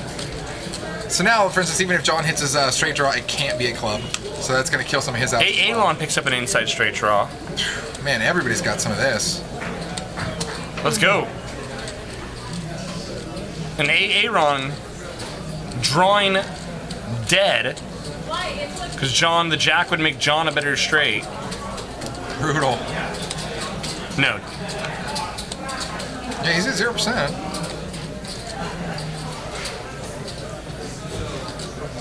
How does the jack kill him? Maybe the other jacks that aren't a diamond or a club are dead. Oh, because of the mucked out. Okay, because Yeah. the muck. Because we calculate the muck, so Yeah. probably the only outs that he could get are dead, which is why he's at 0%. Now, Reggie, who now turns a pair to go along with his diamond draw, now he raises. And Asa is wondering, he's like, does What a Reggie wet- really have the jack 9 here? What a wet board for everybody right here. Ace is not folding. He's got, even if Reggie's got the jack 9, he's got boat outs, he's got club outs. But now I don't think Asa can raise. I think Ace you got it just flat here, and hope that he either catches a queen 10 or a club. He doesn't know, or he's got to be questioning whether or not he's still good. And is this Asa just... It makes a call. I think Ace is the only option, the only play there is to call now. Yeah. John's still open-ended to all of it, but now there's a double flush draw, and he's got to worry about if he does catch an ace or a 9. If it's a club or a diamond, it could be no good. In which case, it would be no good. With the players in this pot and how much action is in this pot, I think John's got to know that he's got to fade a lot of things. I think John's got to fold here. Yeah. And that's what he's doing. He's out of there. And John's like, I just know the ace of spades is going to hit the river. I just know the ace of spades Yeah, is and going to Aaron's gone. So now you got the two big hands in here. So let's see what this river is. He's looking for an ace 8 or diamond. Diamond. That's it. Bingo, bango. Now let's assume that Asa made a huge raise on the turn there and goes all in. Does Reggie call? I don't think Ace is ever raising the turn there. With the way the hand played out, I don't think Ace is ever raising the turn. But no, I don't think Reggie would call. I'm a little surprised that, Reggie waited till, I get it, he caught a pair on the turn, and so he picked up some equity there, and so then he raised. But, you're going to maximize your fold equity with no showdown value by raising the flop more so than you are raising the turn. As it is, because Reggie raised the turn and not the flop, Asa might be questioning whether or not he actually has diamonds here. That's a super weird river bet. Like, no, look at that. No, I agree with you. 945, the river bet, he bets up 145. It's such a small bet. Such a small value bet here. Is he inducing Asa to rep diamonds?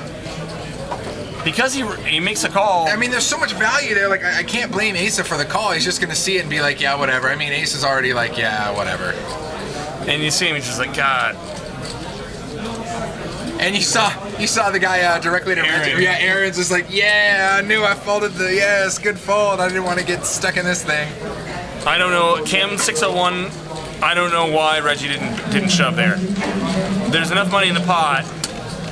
He raised a 250. I don't know, the only thing I can think there's why Reggie didn't shove is he figures like, well, he can't put me on diamonds because I raise a turn, not the flop. So you think I have a hand like Jack 9, and I might get this by making what looks like a blocker bet, like a little defensive bet. Yeah. Maybe I can get this guy to spaz and rep diamonds. Maybe. I think Reggie could have got more value there on the river. I think if he shoves, I think Asa folds. But I think Asa thinks he's folding to Jack 9, not that he's folding to diamonds. So if I'm to defend Reggie's bet sizing, if I'm to play devil's advocate here, because the way the hand played, because Reggie just called on the flop and he raised the turn when the 8 peels off, it's gonna look more like he's got a hand like Jack 9 than he has diamonds. Oh, absolutely. So His diamonds were very well disguised because it was raised on the turn. Yeah. So maybe by betting small, he's trying to entice Asa to try to rep diamonds and try to get him off of Jack 9. Maybe. So let me ask you this. Asian Power says statistically are small bets more likely to be bluffs or value bets on wet boards like that? They're more likely to be blocker bets. Blocker. Yeah, basically I'm betting, hoping you don't raise me or trying to bet less so because I knew you would have bet more. Yeah, I mean, if you got a really aggro, creative, fearless opponent, you can do that small little tickle bet into him and induce him to spaz out or to go rep in the nuts. Induce him to spaz. Super spaz. And really, when he makes it 250 to go on the turn, and there's so much money in the pot, and it leads 145 river, and it looks like Jack 9 that's trying to make a little bet that's afraid of diamonds because diamonds got there. That's really what that looks like. Well, especially because of the way he raised on the turn. Yeah, I mean, we can criticize him for not jamming. I think there's no money in the pot. I think jamming's a standard play. Oh, 3-bet to 105. I'm like, did Reggie just fold 8s for 35? No, okay, it was a 3-bet with kings by John to 105, and that's why he folded. Yeah. Okay. It's like, if I gotta feel that's what Reggie was trying to accomplish there. If I shove, I'm never getting called unless I can only get called if I get a crying call from Jack. I can only get a crying call from Jack 9. But if I make a small bet here, I might, because it doesn't look like I can have diamonds, I might get someone to come back over the top of me. Yeah. Trying to rep diamonds, trying to get me off of Jack 9, not knowing that I'm nutted. I don't know. What's right? What's going on, dude?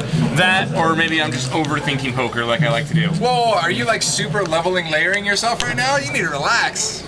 Jeez. What right? He's the best around. This is not a 5K buy-in, Stork 370. Wednesday is our 1025. I believe it's a 5K minimum. That would be some chip spewing.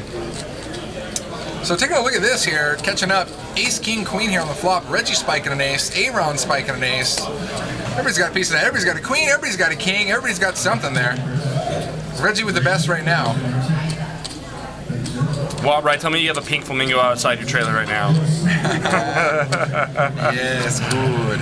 And he's got a little blow-up pool, but it's like just filled up with like tequila and margarita mix. He's just drinking it with a pool noodle. Yeah, why not? All right, 6 on the turn here. Total break for everybody.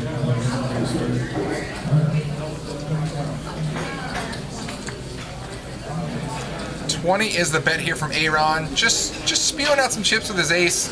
Reggie's been playing pretty passively with this. Is just going to keep flat calling here. He said, hell yeah, and a tank top on. Bring it. What time was that other hand? Was it 5 minutes ago? I got it. Oh, you got it. God, you're good. Nailed it. God. That, I think, was the most interesting hand of the night. Boom. So 5, no help to anybody here. Reggie with the check mark. Small little pot of 120. So let's see what Reggie's gonna do here. This is interesting. This has kind of been Reggie's MO, like just kind of flat Aaron's bets a few times and then just fire the river. That's what he's gonna keep on keeping on. Flat fire. Flat. Boom.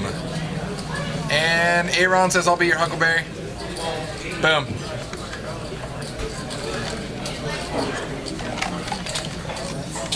I don't know, Stork 370, and it's 5'5", not 5'10", so maybe Put down the wacky tobacco. Yeah, lay off the trees, brother man. Lay off the trees. Sacramento is the city of trees, though. I mean, it is. Yeah, man. Yeah, man. You don't own the water, man. It's God's water. Nobody owns the water. Apostle there pondering his next 7-deuce bluff. Yeah, already thinking about his next bad beat. God, how do I run so bad in life? I love it.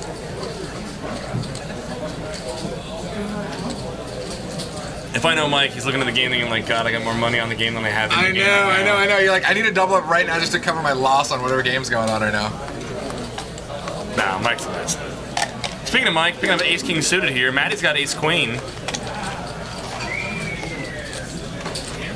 Maybe see some chips go in the pot. Reggie, gonna try to limp in the jack 6 of hearts. This could be fun. Maddie waking up with ace queen right beneath Mike's ace king here. Mike coming in for 30. Sean's gone. Maddie's like, yes, please. I'm in.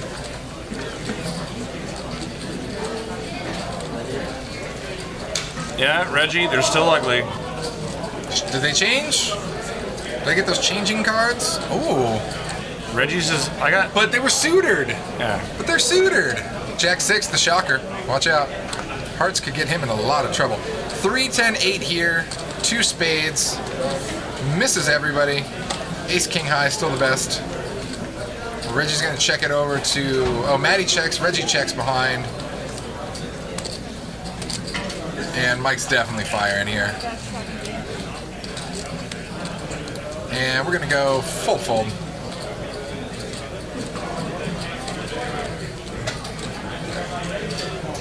If Mike can get folded from 4s, 5s, 6s, 7s, it's a good bet.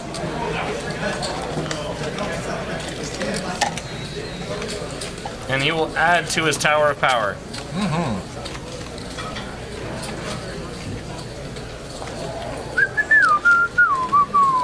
Solid. So it's actually pretty cool, man. When we had the Stones Classic going on, we had a lot of players come in from out of town, a lot of players from the Bay Area, a lot of players Yeah, from we the drew surrounding real areas. heavy. It was awesome. It was really, And, really good. And you know what I heard from all of them is all of them were very impressed with Stones. Like, they play in a lot of places. They travel around. They play a lot of different spots. And one of the guys was just like, "Oh man, what should I get here? What food is good here?" I'm like, "It's all good here." And he ordered like a super bowl of whatever crazy soup, and he was just like, and after he finished it, he looked at me. He's like, "Dude, you weren't lying." He's like, "That was the best like pho I've ever had, dude." You know? This room's got an excellent reputation. And even Moneymaker was talking about that last night. You know, you go to a lot of card rooms, and he's never had that where every time a dealer gets up from on the push and like, "Hey, can I get you in service?" And he can do anything for anyone. Yeah, really cool. Makes a big difference. And I'm like, "Yeah, I'll take a bottle of Jack Daniels across the street. Hit that liquor store for me real quick." JQ14, yeah, they played it out last night. We got done streaming about 1:30 in the morning.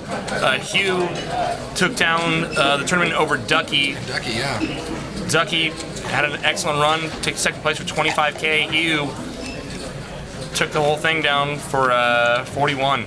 Played it out. Not a bad 2 days of work, man. Absolutely. He was a solid player. Good kid, solid player, grinder. Good to see him win. Attention all this. John at 2-5 is June started out and take on 12. That's right from the Stone Hall.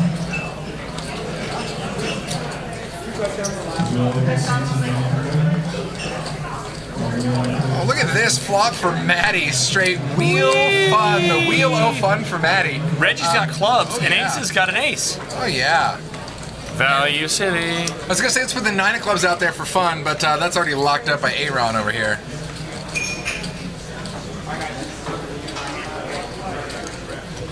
Ace bets 10. Maddie makes it 65 to go. Reggie with clubs. Our chat bots are fighting, so just go ahead and Reggie. ignore that. Reggie folds clubs. Reggie mucks the clubbies. What? No clubbies. So Maddie erased the 65. Reggie wasn't having any of it, and Asa says, I'm not having any of it either. Shaq's Peanut 32, it's income dependent. Your tax, poker is considered earned income, not unearned income, and you are taxed so accordingly. Just like how you fill out your W-4, how many write-offs and deductions you got. It's just like you made it at your day job. And the taxes are, generally speaking, whatever the buy-in is, plus 5K. So if you're playing a $500 buy-in and you add 5K to that, technically anything you win under 5,500 is not reported. Correct, yeah, any profit over 5K. Yeah. Yeah. So for me, I could have won a lot of money because I fired 4 bullets. So Yeah. I could have won like 7 and change. And I was like, I hope they give you credit for each of those. You're like, oh, I fired 4 bullets. Oh, no, they do. They do? Okay, cool. Oh, yeah. Right on. Well, in that case, I'm going to fire at least a 6-shooter every time. I don't know. Beep, boop, boop, boop, boop. What are you doing, Jake? I'm fading taxes. Fading taxes. Just trying to fade the tax, man. Hey, so what was the buy into this? Well, for most people, it was $450. For me, it was actually $2,800. I don't want to talk about it. But I have to get 5th place just to break even. I don't want to... Yes, Wabra, yes. Yes, we understand. We're just throwing out semantics, potato. You go talk to your IRS guy. This isn't for us to decide. So we got a straight draw here for Reggie. And a gutter ball for Asa.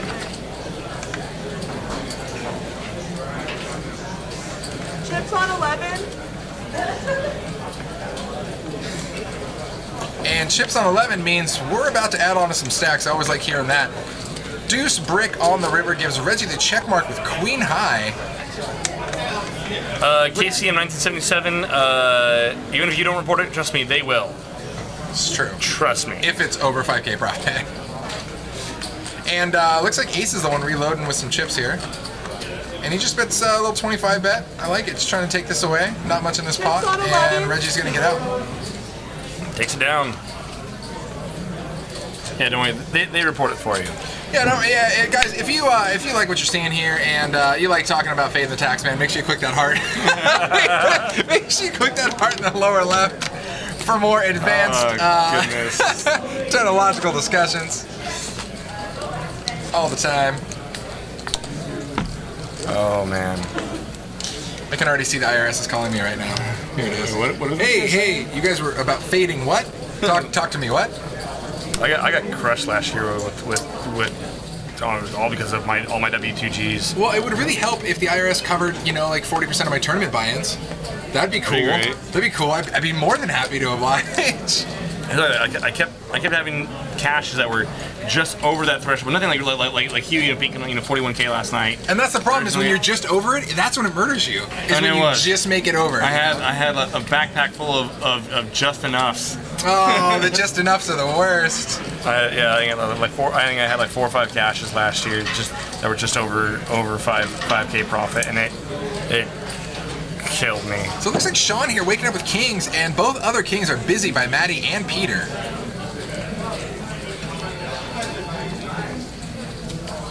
So it looks like we have a raise to 35 by Peter. Reggie's gonna call. Sean had limped in kings, and now we're gonna see him get in the back raise. Bill's gonna call.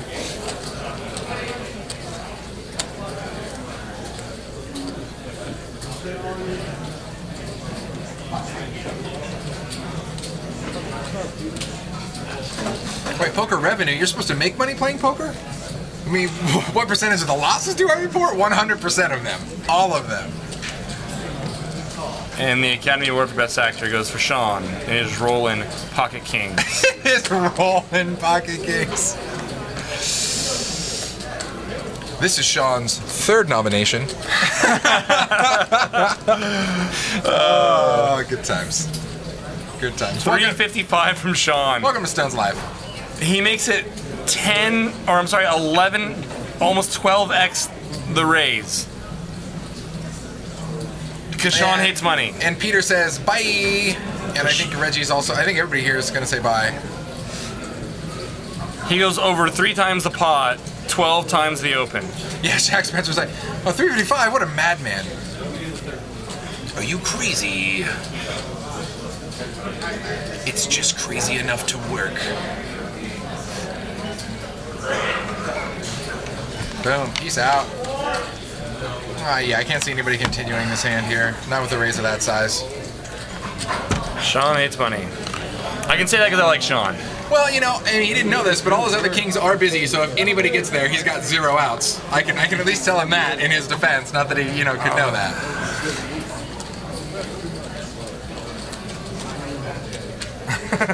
Hey man, an ace could peel off. You never know.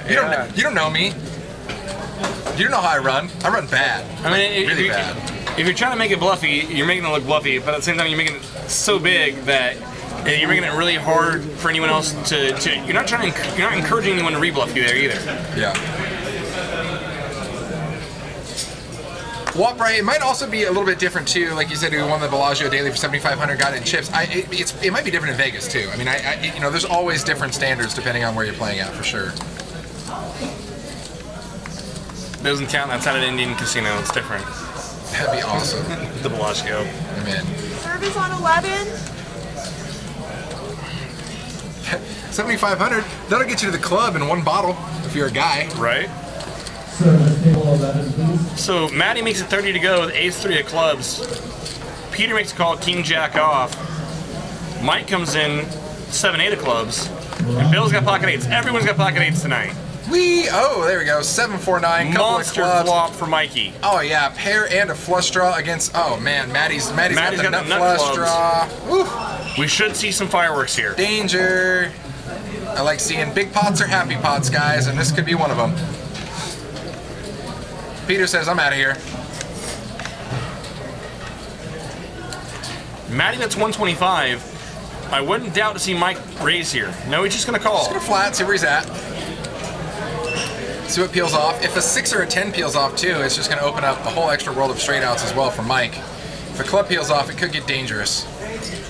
Danger! Ooh, and he's got a straight flush draw too. He's got a redraw to actually take this pot with a 6 of clubs. Ayah!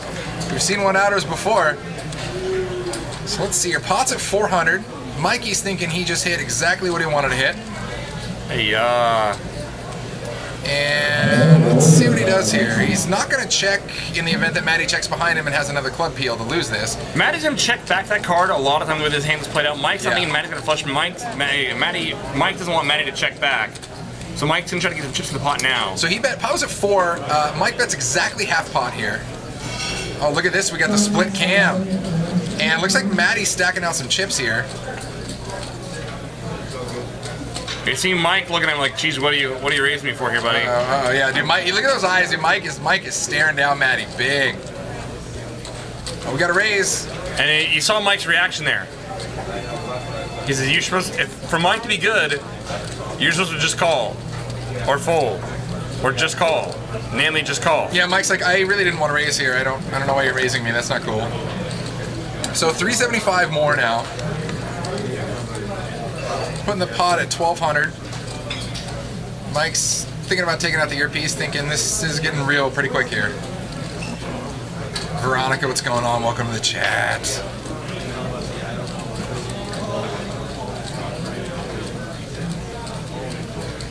Mike shoves. I like the split cam. Did Mike say all in? I don't think so. No. I could have swore I heard someone say all in. It's probably me. Angry Pollock. Oh, bingo bango. There was a bingo bango earlier. And he makes a call. 6 And o'clock. Mike's hoping this goes check, check. Oh my god! Oh my god, it's so nasty. It's so disgusting. How does that happen? Oh dear lord. Oh, it hurts so bad. Oh man. I think the entire room just looked over and saw some fireworks. Stuff it. God. Mike makes a straight flush. Oh, wow. Wow, and the chat goes crazy. Oh, Yeah. do the double check. Yeah, you do. Holy wowzers. Merry Christmas. Happy birthday. Live poker's rigged. Happy All in holiday. a call. Insta call. Boom. Straight flush. Oh, my Oh, God. the deuce of clubs. Wow. Deuce of Oh, clubs. my God. Wow. Hey, Veronica, you asked for it. Bingo bango. Right there. Welcome to live poker. Whew.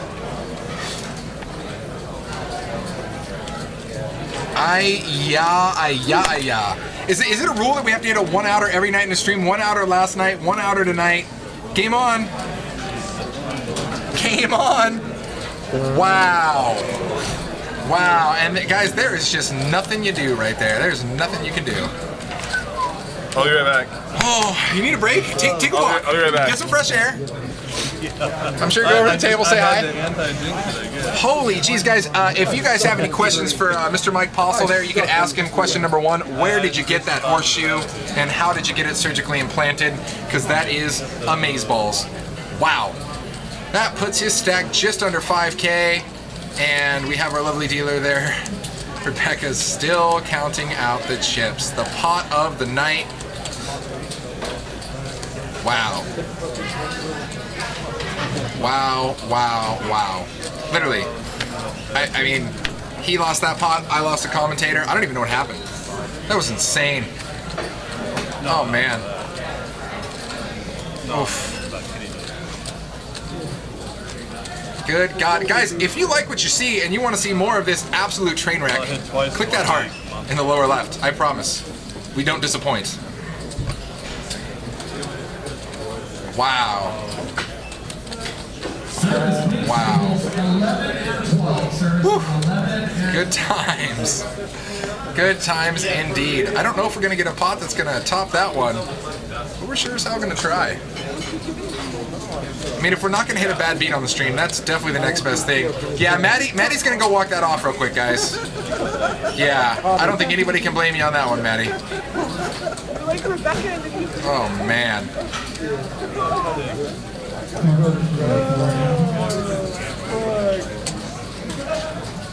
Wow. Okay, back to the action. I'm still stunned, as is Maddie. As is Mike. Look at that. Good God. Wow. Alrighty. Reggie raises to 15. We're all still recovering slowly here. Was it good out there? Did you take a few shots? Is this real life? Wow. Wow. Did you go over and talk to the table at all? Are we going to see you on the stream? I just went over and talked to Mike. Look at this, man. Good Lord. Action poker. Dude, Crush Hand Poker of the Week for show. All right, so look at all these hands here. We got sixes, jacks, queen jack, sevens. Queen jack flops the straight with all spades. No player has a spade. Still a very scary board. That pot alone, including both stacks, was just under 5K KCM. It was a 4.7K pot. Not a bad pot. Live poker's rigged. You can tell because he's still stacking. It's been tens of minutes. No, it's So I just went over and talked to Mike, and he said, I don't know, he was talking to his friend Chris Penfield. He said the last time he was in here the other day, that was the last conversation he was having with him. The last time he was in Stones was straight flush versus nut flush. Now, in the 13 plus years that Mike has been playing poker, he's been on the wrong end of it like 5 times. Yeah. He's never been on the right end of that. Postle was saying that. Postle's saying that. Mike was saying that, okay. The last time he was in Stones, the other day, he was talking about that exact scenario with a buddy of his. And he was doing in 1 week, and he was on the wrong end of it in 2 different 10-25 games online. I mean, you imagine what those pots were like. So he was due apparently.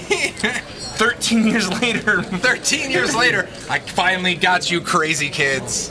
Wow. Live poker's rigged. Wow. Reggie flopped straight. Sean is in a bad spot. Sean to a chop. Man. He said the last time he was in here, he was talking about that exact scenario with a buddy of his, and about how he's never been on the right end of it, and he's been on the wrong end of it like 5 times. You know, I see those 1-outs, I'm like, oh, that's never gonna happen, and then it happens, and I just jump and scream, and everybody looks over like, what's wrong with that guy? I feel like I freaked out, like it happened, like I really legitimately like, oh my God, how does that happen? It doesn't happen. Good Lord, that doesn't happen. Well, apparently it happens to Mike all the time on the wrong end.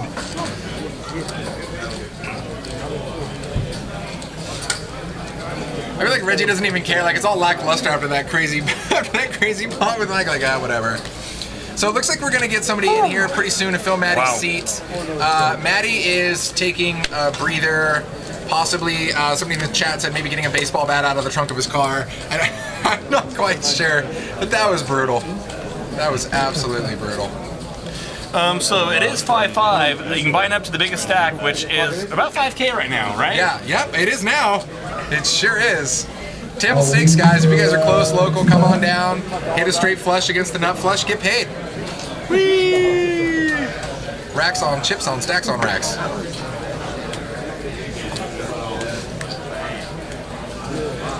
I feel like this is all Angry Polak's fault. The second she hops in the chat and tunes in, oh hey, look at this super action setup hand.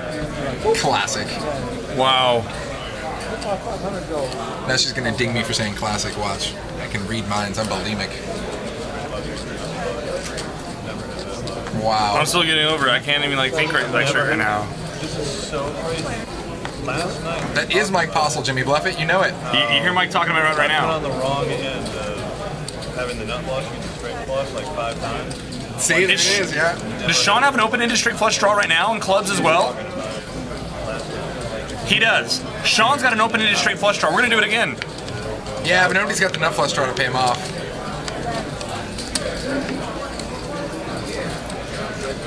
If you flat, God damn it. Do you need to go take another break? Jake's gonna take another breather. I hate that I missed the same when I got him walking over there. I could have needled Sean about flatting here.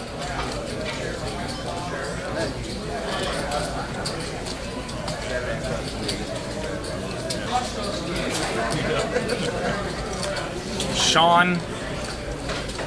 All right, queen peels off. No help to Sean. So 3 players still in this pot. John still has 2 pair. Bill? Yeah. Oh, and Sean checks the turn and a 7 peels. Oh, man. Do you need some aspirin? Do you need some Tylenol? John's got the best of it. Sean's thinking, I thought they were handing out straight flushes tonight. Are we not? Is this not straight flush night?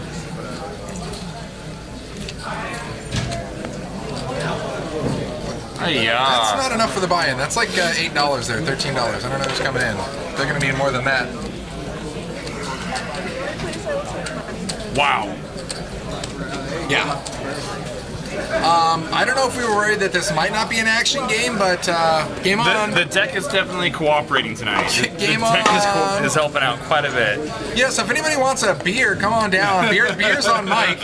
Beer's on Mike Postle there. He's definitely paying. He is free rolling life right now. Look at this. Is this live? Now our bot actually answers you with your name included. Oh, well, thank you for asking, Jimmy Bluffett. Yes, this is live. Oh, man. T-Dub 5150, you would have nightmares about that hand for years. I'm going to have nightmares about that hand tonight, and I wasn't even in it. I feel like we're just coming down off the high of highs right there. Like, oh, wow. I'm still, I wasn't at the table. I'm having, and I still haven't even recovered. Like my lead out there. Angry Pollock. Veronica Brill and I, Angry Pollock, and you see here in the chat, we will be commentating the 1025 game featuring Scott Ball and Elke this Wednesday. So tune in. The 1025 games are always a hot mess of fun. I mean, not quite as hot of a mess as the Veronica and Friends game. But nothing is. But, Wait. wait. Come on. Can only do so much here. Poker's mean. Poker's Brutal. cruel. Poker doesn't care. Deuce of clubs peels off here. Oh, so top pair for sorry, Sean. it's Way ahead. JFK. Didn't mean to get ahead of us. Raven, you turn. Sean makes top 2. Bill,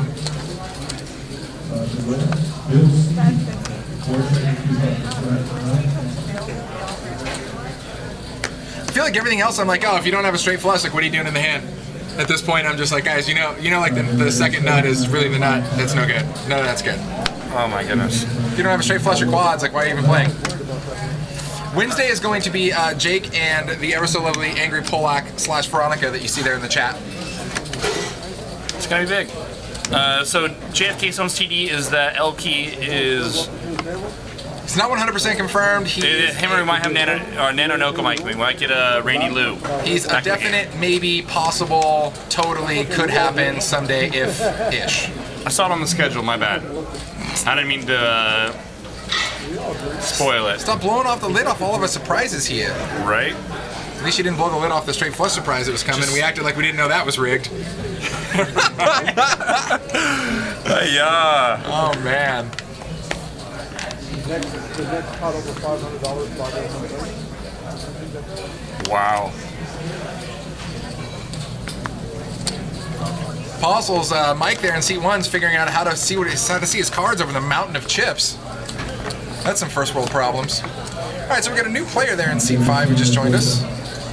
It's another player I was playing cash with earlier today. Hey man, so we're all in the same game. They were just warming up for this. It was a fun game. All right, Ace Deuce 10 here, Super Rainbow. Ace of flops, top pair. Parker, 465 Parker.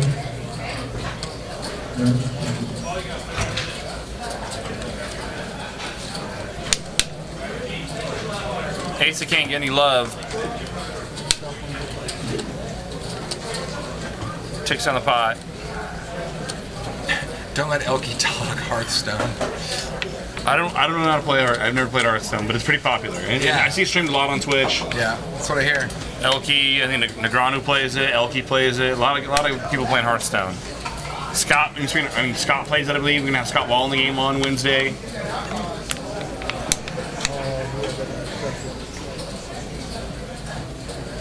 True Metal Man, welcome to the chat. Two real money, real players, real fun and stones. I love our bots. Zambot, you my only friend.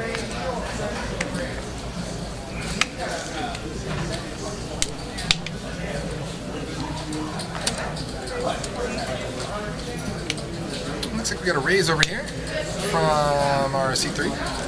John's popping it up with 8-4 diamonds. It's like Minnesota corners and safeties are a lot bigger.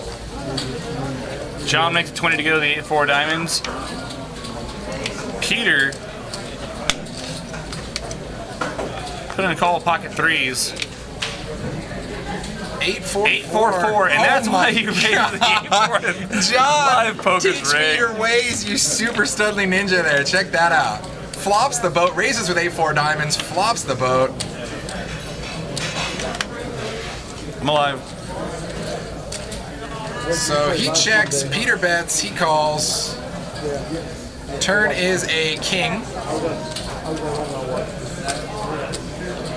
And now he's going to fire out 70. Now he was a pre-flop raiser. The problem for Peter is that that card is good for John's Exactly. range. That was an action killer card for John. He double checked. He's like, "Yep, I did raise with 8-4, and yep, I did flop the boat."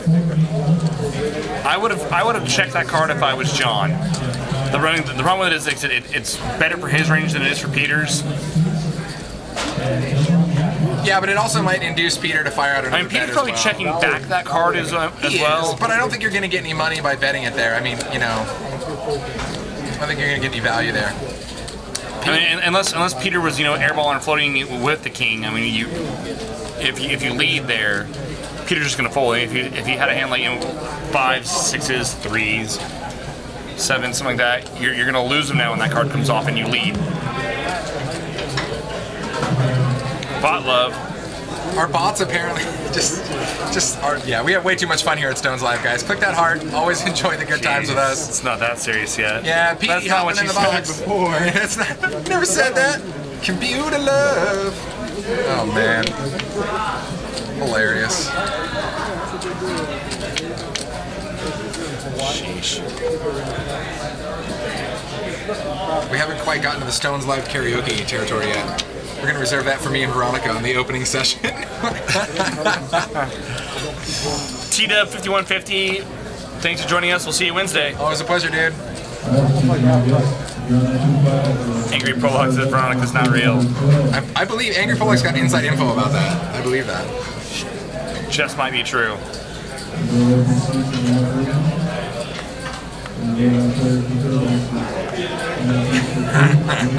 Oh no. It has begun. And Bill waking up with aces. It's funny the way Bill kind of postured his cards almost looked like one of those, like, I'm gonna throw my cards out, but instead I have aces. I'm just kidding, I'm gonna raise. And our new player in seat 5, he's got ace king. And, He just calls. And all the aces are tied up there with aces, ace 8. I think we're actions catching up. I believe, yeah, there we go. Ace king, because ace king did call for sure. Aaron calls on the button with queen jack. Reggie's gonna come on as well, pocket 4s. And Ace has got a suited ace in the big blind. He's gonna call as well. 5-way action. $100 in the pot. And 4s out there and everything. Oh, deuce, deuce, 7. Where's Mike Postle when you need him? Where's Mike Postle 7 deuce to just show these guys what's up? So everybody whiffs this flop pretty hard. Reggie Reggie might stick around. Yeah, Reggie might, right? Because that's kind of a rando board here. You know, Bill, ace is obviously the best. The hard part for Bill is going to be getting value here. I think Bill could almost consider checking. And he did make a couple moves. So. As it is, he bets 125, actually overbets the pot. I think if Reggie was in position, he'd definitely be more inclined to call. Out of position, I think Reggie's going to fold. And I don't hate folding either. Especially when Bill overbets pot there. Line let out on the turn. Brett McCall, what's going on, buddy? Welcome to the chat.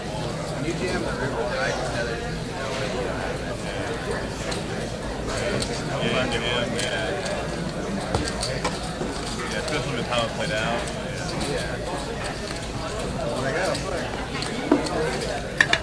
Aces take it down. Man, where's the classic aces versus 7 deuce and you get that flop? Hey, Thank you.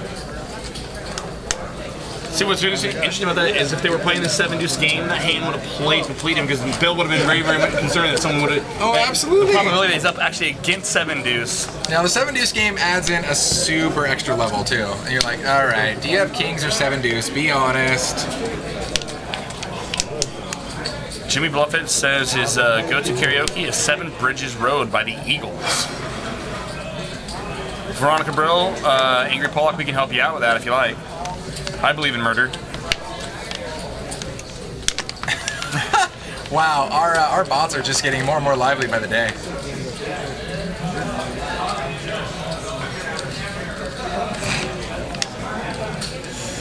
Oh man. Action folds to Reggie. We actually might see our first chop pot, unless Reggie likes to open up the button. Yeah, we haven't even seen that once tonight. We're too busy hitting straight flushes Chop. against nut flushes. Chop, chop. On to the next hand. I have a straight flush draw. And he's like, well, I know you're going to get there, so... I'm gonna try. so I'm not even gonna try. Way to needle the table. Purple-headed Jizz Slinger 69. Oh, man. Says if I bring back her on the Oh, my gosh. I love it. Skirmisher, Brett and Cal. Oh, cookies were nice. We offer free cookies, man. You know, who doesn't like free cookies? Free cookies and normally Stone's water. Tony, Tony Bracey, Skirmisher, that he final tabled our Stones Fall Classic last night. I think Tony finished in 4th, 5th. Tony finished 5th. Sick. Yeah, but he finished like in the top 50 in the main event this year. Yeah, that's right. They made a real deep what run. a super deep run. Hey, and it wasn't him that was eliminated with the one outer? Was that him? I swear I saw him get up from the table when that happened. Yeah, that was Tony. And so that's the thing is, you make a deep run to top 50 in the World Series of Poker main event, and then the only way you're getting knocked out of that tournament in 4th or 5th or whatever is by getting one outer hit on you. Like, I mean, if that's the way you gotta go, so be it. That's the way you gotta go. You know? Sean Limpson, the ace queen of clubs, and I don't know, Veronica, I might want to die too. Come on. Jack 3 deuce, 2 hearts. Our player in seat 5 would limp to queen 7 hearts. He's got a flush draw. Mike completed the blind, well, it's 5-5, so he just checked his option actually in small blind with a 9 tray. Hits a tray. Sean is now gonna dry fire the ace queen. Hearts get there. Aaron picks up a flush draw to go along with his pair of jacks.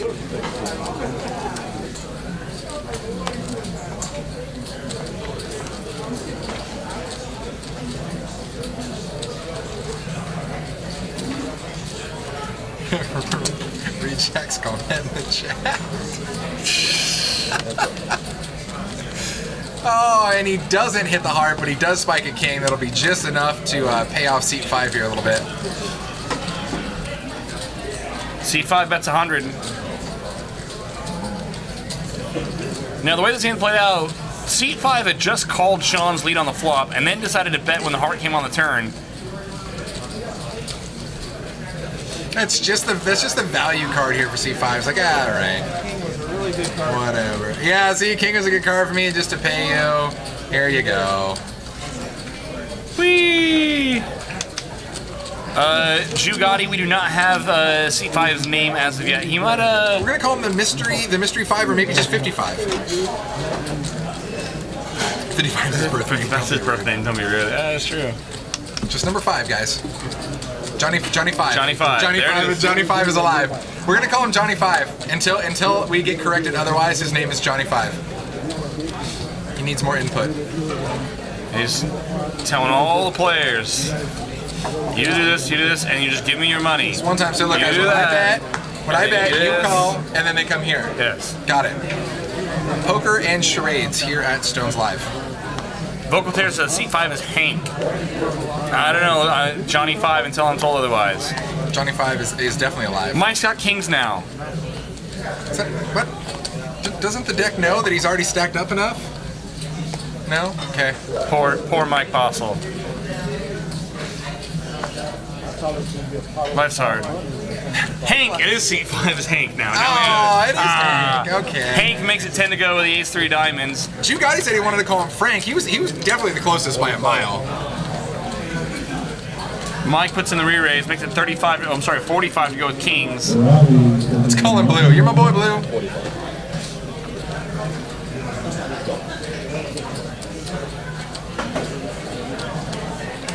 Hank makes a call. Hank's coming. He's like, let me show you how to spike an ace against that king right in the window. Bingo, bango. Your kings suck, Mike. What is Mike doing? Why is... Because he doesn't know Hank. He doesn't know Hank the Tank yet. Pair of aces, backdoor diamonds. Hank's not going He anywhere. ain't going. Where you going? Nowhere. I feel like it's a pretty standard check back most of the time. Boom. Check it over. Now, what do you think? I think Mike might be a little bit more cautious here on the turn. Oh, the split. I'm digging this split screen we got going on here. But that's not going to slow down Mike. He's going to bet one more time just to make sure that Hank has that ace. And I really can't put Hank on anything else but an ace. I mean, he's a new player to the table. I doubt he's doing this with Queen King, Queen 10, any of that. And there's no flush draw. Another ace on the river. Now that might get weird for Mike, because now it's much less likely. And now Hank leads, and Mike snap mucks. Doesn't even worry about it. Shows the ace. Look, he shows the entire table. When I put the chips in the pot, I get the Guys, chips. look, I sit here, Look, I put out the chips, I get the chips, okay? When my chips go out, they bring home more friends, and I get more chips. Undoubtedly, Mike will later complain about running bad. Yeah. Oh my gosh. God. If I hear one see word those about kings Mike, if there? I hear one word from Mike about running bad, man, I quit. I just quit. And Mr. Mike Postle, meet your medicine. His name's Hank, and he's in seat 5. Oh yeah, he is. You gotta spy that man a shot. I'm digging the split screen. I think eventually we'll get it worked out to like a quad screen when you got like 4 players in the pot and just intense. Everybody's just face of what's going on. Yeah. Yeah. That's some very dramatic musical overtones. Yes. Let's just pipe in super dramatic music. This is the weird zooming. It's like, alright, I'm done. No, it's good. We'll just get the whole soundtrack from like Who Wants to Be a Millionaire, any random game show where they're trying to win prize money. It's that intense, like Dun, dun, heart-pounding dun. music in the background.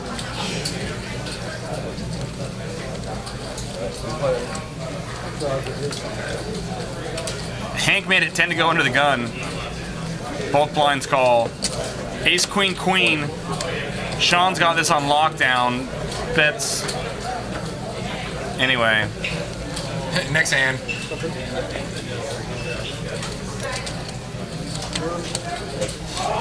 Next time they go heads up, I think we might go into movie preview voice.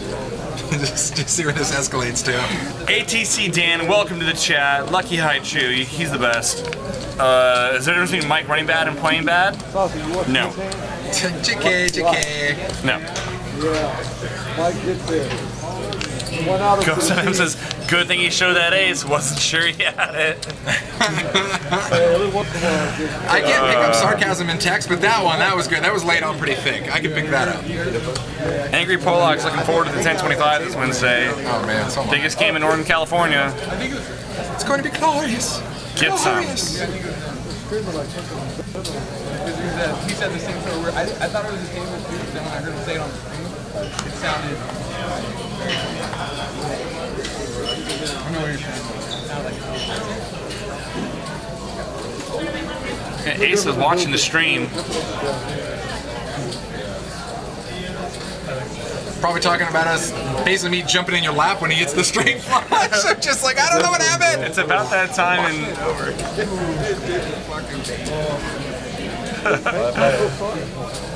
Oh man.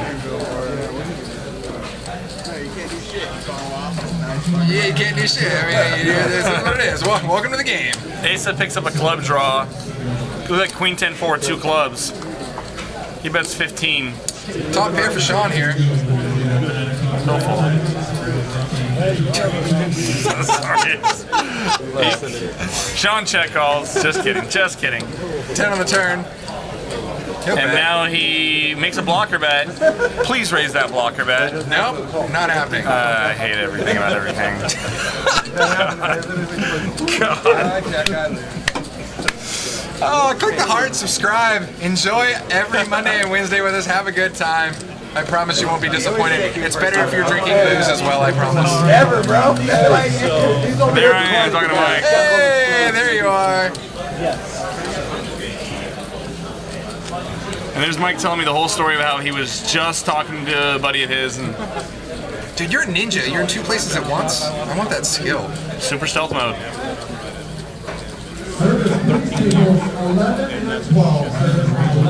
Start taking advantage of it. Really do something in advance and then come in here and like do something. You know, it's gonna be awesome. Be like, I knew it was coming. Like, hi, Justin. Whoa! Inception.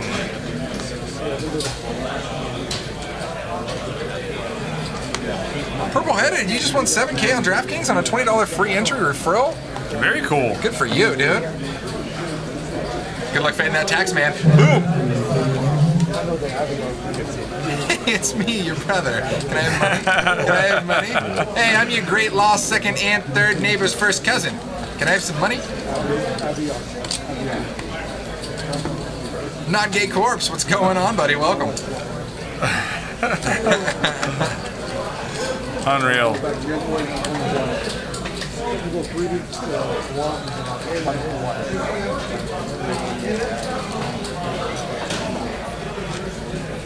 Jig 3D9, one of the favorites.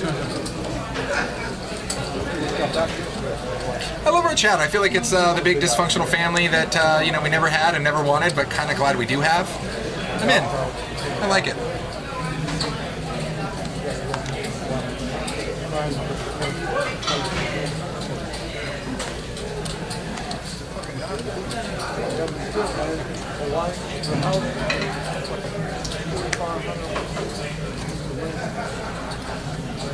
Alright, coming around. Mike over here with Jack 10. Sure. It's basically aces. Get in there. Bill's out. John's going to come along here with King 9 suited. He's going to pop it up. Make it 25.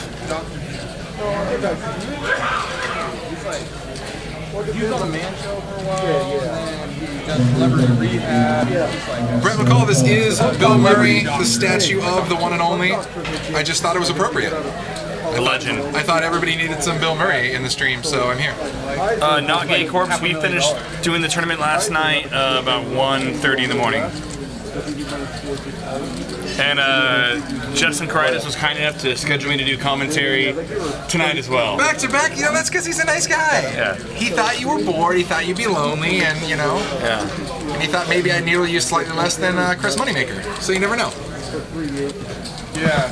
I mean, it's still good money, right? I don't know. Maybe it was just interesting that it's like the one. Like, Queen of Clubs comes off on the turn. Gives John an inside straight draw. Double gut shot. Yeah, Mike's still here with the best here with his pair of tens. John will make a straight with 8 or a jack. Pot's at 105. Looks like we're going to get a bet of 45, I think. 45 or 55? Bet is 45 here from Mike. yeah, And John's coming along.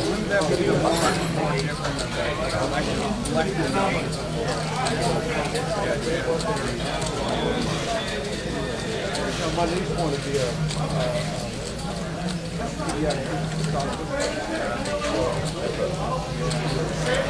And misses it. So check mark now here to Mike. Pot's at just under 200. He's going to check it over to John. And John is going to check down and say bye-bye. Waprai is conducting home science experiments, and he says that crackers dissolve in water. It's a good thing we have men like you out there, Waprai. I don't know what we do without you. Why can't white people swim? Oh. Punchline. Zing!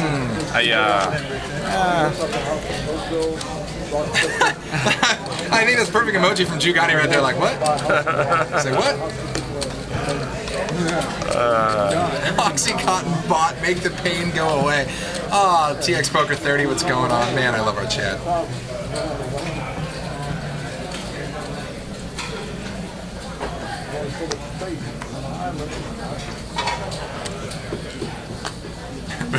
Veronica, I can't wait to see you. Oh, man.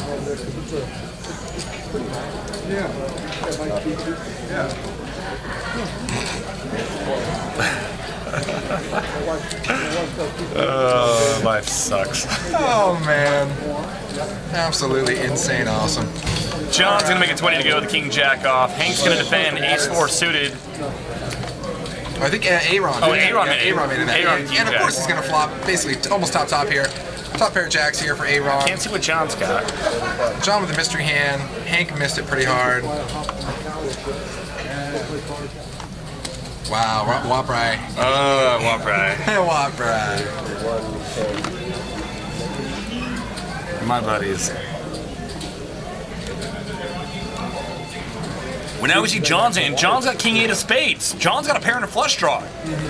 Raise John. Thank you. John makes it 110 to go. Gets Aaron to lay down the best hand. ABC Poker. Get the chips in and get there. I was 0 for yesterday on those hands. Pair and flush draws. Had two pair of flush draws brick out on me. The first one, I turned trips. So pair flush draw, turn trips, and no good. Brick everything in the world. Oh my god. And still is. Second one, pair in inside straight flush draw. I had queen 9 of clubs on king jack of clubs, and a three-way mashup all in, and I brick out. Yeah, and that's one of those things where you're just like, dude, whenever I have like half the deck and outs, those are the hands that I go brick and totally miss. I'm like, I don't get it. It's like the two outers, the gut shot. It's that junk that gets there. Oh yeah. Somebody's like, I have pocket deuces and I totally river to deuce. I win. Yeah.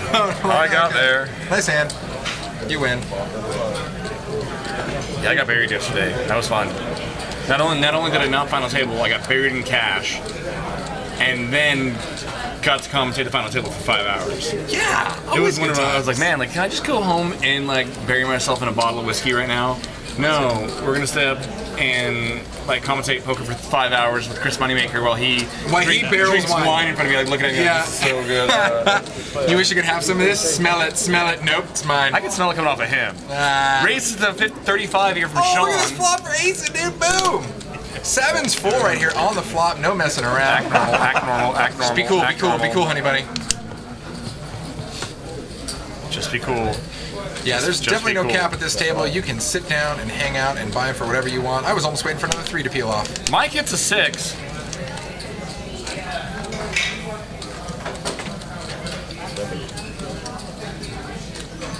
Mike's not falling for it. Pot's at 215. He's going to fire out 70, I believe it was.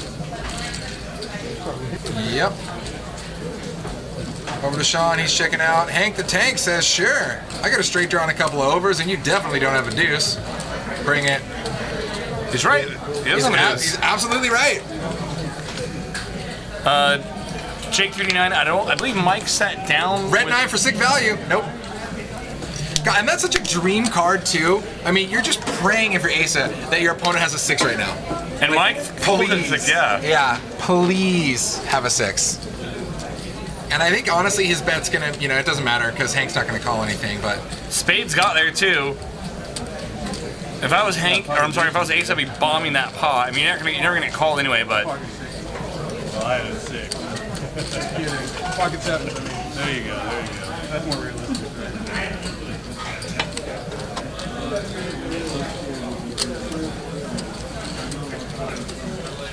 Brett and Kyle says, what do we got everyone in the chat to pitch in $100 to put Veronica in the 1025 game for profit sharing?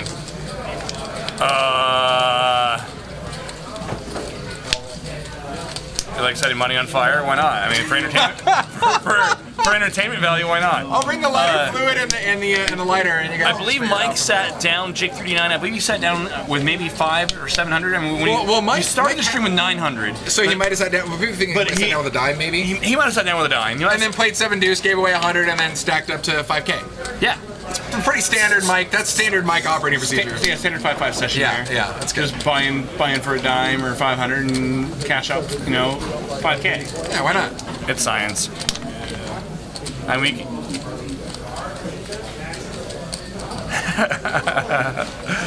1K at Stones is the first buy-in at 1-2. With Veronica in the game, that's not a joke. Yeah, when we started the stream, Mike had 900 in front of him. He has more than that now. Yes, he does. 3-9 deuce, 2 clubs. Everyone has successfully whiffed. Cool whiffed. 6 on the turn gives Mike a 6.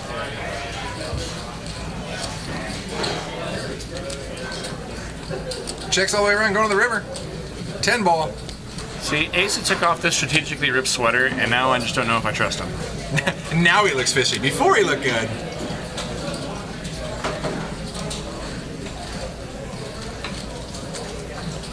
Sean bets 25. No one else wants to pick up the pot. Sean will take the loose change. Absolutely not.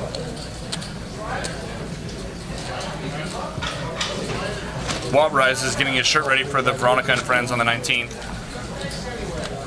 I need to get my bankroll ready. Jesus. Yeah. Game's off the charts. You're like, what's the big deal? It's a 1-3. And I'm like, yeah, bring 5K. Yeah, you know, like, bring 5K. You don't know what kind of 1-3 that game is. Hopefully you won't need it, but it's a coin flip and you might. Yeah.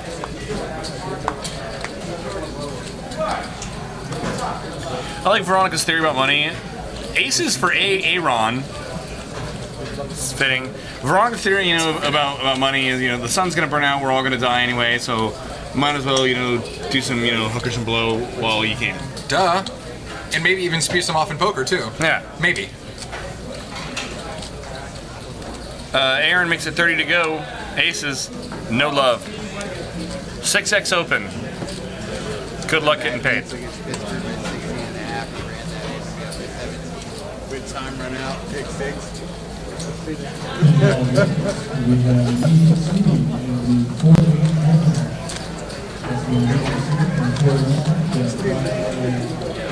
See, Master C even said, I was in for like 1.2K in a Veronica Friends game, and all of a sudden I'm like, really? Yeah. Is this real life? Did this just happen? It's like you reach in, you're like, okay, you make a bad play, or you make, you know, you get hit, and you're just like, okay, reload a couple hundred, and then you're like, guys, I brought $2,000. I don't have anything left in my pocket. Like, there's something wrong with this. It's not. I swear, it didn't all go on this table. I really swear it didn't. Ryan 00714, he's right. If I'm not gonna actually play like a nay, if I actually decide to play poker, He's your biggest fan. if I actually decide to play poker, yeah, I better come rolling deep. So Peter here waking up with Jax. He's gonna come in for a raise to 25. Reggie's checking out. Ace is checking out. Mike's gone. Everybody's gone. And Jax are gonna win like $8. Nice. Peter's busy raising and checking his phone. He's like, guys, I got stuff to do. I got Jax. There's my raise. Yeah, Figure it out. Don't worry When about I raise, you guys give me the chips. Chugatti, there's always a good amount of games running. Right now we got 1, 2, 3, 4, 5. I spot 6, at least 6 games running right now. Oh, 7. 7, 8. 7. Oh, 8, yeah. Another game over there. Well, yeah. 8 games running right now, and that's besides the live You stream. know what? Why don't we just check the Stones app? I see what you did there. See? Clever girl. Stones app. Stones app is real. Dude. I need to link up my player's card to it. I haven't done that yet. Oh really? You don't have to be like here to do that. You can just put it in there, and then it like you put it. No, I like do it in the house. I just like fire it up and I'm already logged in. So just Poker waitlist. Put yourself on a waitlist, and the second you hop out of the booth, you can go grind. 1, 2. So we got 5, 6, 7, 8. Yeah, 8 games. Plus 5. So you have 9 games going off right now. Well, JFK Stone said 10 games. He's lying. He's trying to hype 10 games. Sorry, 10 games. I can't count. There's I don't 20. know. There's 11 games right now, guys. Get down here, get your share. You know why too? That the Monday Night Football thing when you're doing splash pots is always just free money's good. I love free money. And the Omaha game, I think they have. I'm not sure. I might want to double check with JFK Stone Steve before I run my mouth again. But we're still doing double Omaha jackpots on Mondays and Wednesdays. Say whatever you want, JFK. We're doing double Omaha jackpots Mondays and Wednesdays. Justin Caritas is buying everyone beer. Oh yeah, He's giving us a raise. Oh, all of these things are true. But his raise is just a bluff. He's actually not giving. He's taking applications for new commentators. As we speak, submit your application now. Yeah. I gotta say, JFK Stones TD, Justin, Con, everyone here, they did a hell of a job with that Stones class. They went off very, very And smoothly. guys, they are here every second of every day that these tournaments are running. So you think it's long hours to be a player playing these tournaments? They're here every step of the way from start to finish. I mean, it's not like they bust out and go home. They are here. So they did a fantastic job. And the whole thing went off without a hitch, no hiccups. It was smooth. It was solid. The 6 Max played True 6 Max was very, very popular. I should be grinding 1-2 after that tourney. God, I barreled off in that whole series. Jesus, I really needed to ship that main, but I didn't. Thanks for bringing that up, Ryan. Yeah, why didn't you ship that main? Because it wasn't a seniors event? I hate money. Evidently, I hate money, and I just do. Okay, and, no straight flush draw necessarily. John does flop a flush though. Hank's got the Jack of Hearts.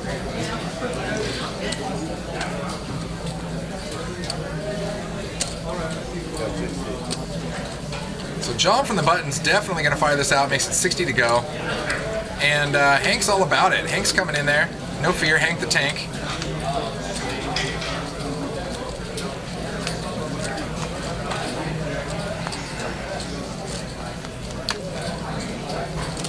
Nine comes off. Yeah, no help to Hank here.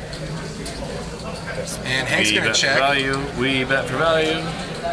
I feel like the way Hank uses his cards to check is just an indicator of I'm out of here. Yeah. But apparently that's part of his game because he is definitely not going anywhere. So Hank fires 120.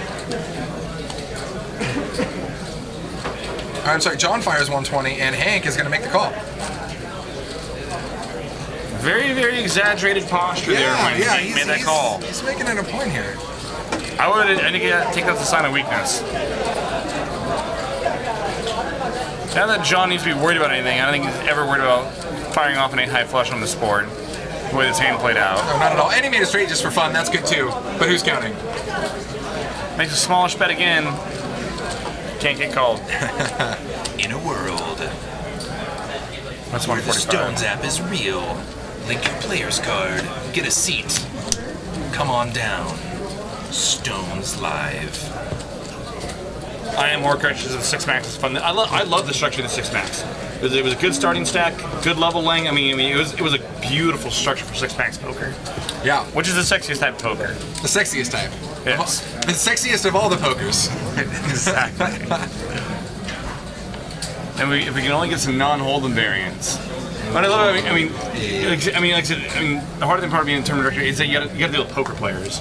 And we're the worst of the worst. And we'll find something inevitably to complain about. I mean, like I said, the structures are great. And players, complain like, oh, well, there's no, we're up into the 75, 150 level. And I realize that then they got like a 250, 500 level and like a 5K, 10K level. And a lot of tournament structures, when you get into the later levels, they go right from 4K, 8K to 6K, 12K. It's right over the 5K, 10K level. And getting those other levels later in the tournament is so much more beneficial for better players than getting all the earlier levels. But anybody players will love complaining about something. And I think I mentioned it last night. I couldn't help but needle. We got a Kings here for John. I couldn't help but needle JFK Stones TD. This is pretty funny, actually. And levels go up from I think we're 800 to 1600. They go up to 1,000, 1K, 2K. And I'm like, what happened to the 918 level? And He didn't hear who said it, so he just blurts out. He's just like, what? Who said that? Who said that? Who said that? Really? No 918 level? What's up with that, Justin? Love it. God. No 700, 1400 level? Shame. I do love to tell this story. Because Justin's reaction was priceless. It was really his head snapped and turned like, what? Who said that? Are you kidding Swear me? to God. He already had the ruler out, I'm gonna beat somebody with it, bring it. I have the right to refuse service, and I swear to God I will. Yeah. I do love to tell the story. Well, what else are we going to talk about? He's Poker? and that's how I got kicked out of the tournament, right there. That's how I literally got a permaban, gone. Yeah. I'm only allowed here to do A commentary. 750, 1500 level, 700, 1400. I want 1100, 2200. I want it all. Never take away the 25 chips. I want the most awkward stack levels ever. I want 325 antes at some point. Blinds are, 700, 750, 1500 with a 350 ante. All right, so Mike's gonna make it 20 here to go. Sean is gonna call the 20. Looks like Hank's gonna come behind and call the 20 as well. So going to the flop. Jack 5-7, couple of hearts out there. Everybody whiffs it pretty good here.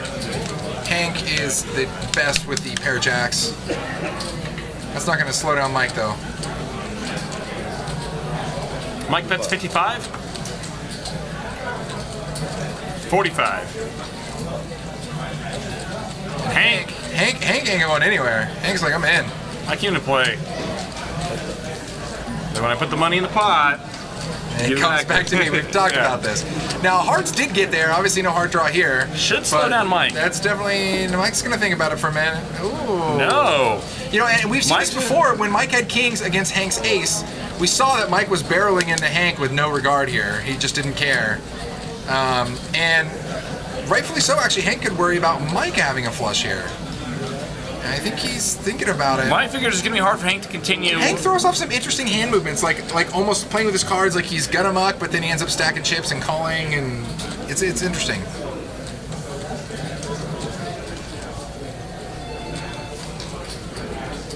Ooh. Mike gets there. Mike gets there, indeed. And he's definitely not slowing down now. Mike knows exactly where he's at here. Yeah, he does. Figures he's only gonna lose to King Jack. And Hank lets it go.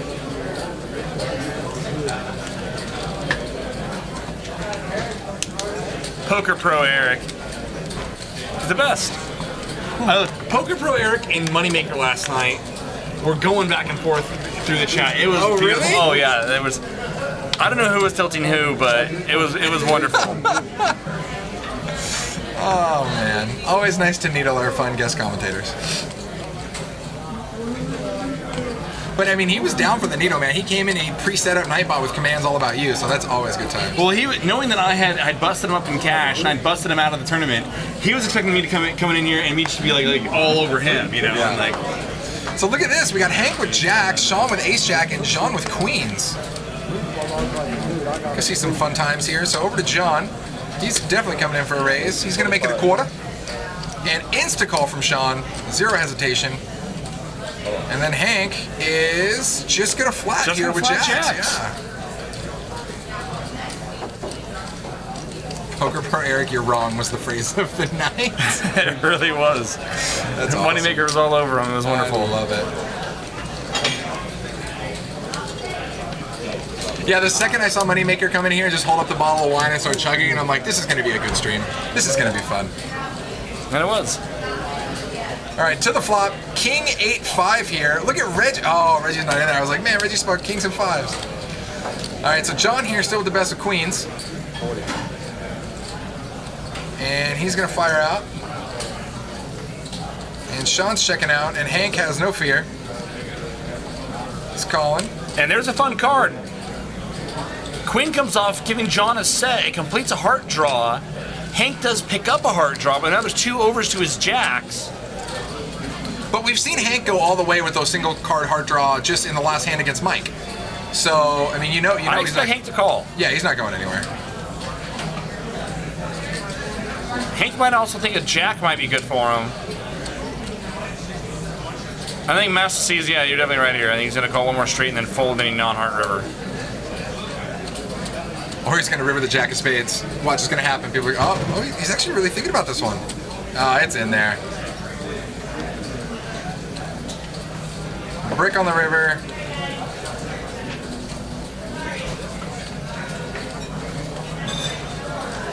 John bets 100. Hank's gone.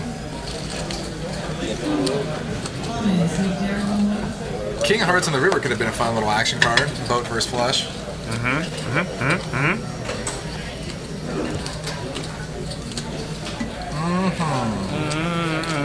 Oh, dealer change. Got Jen coming in.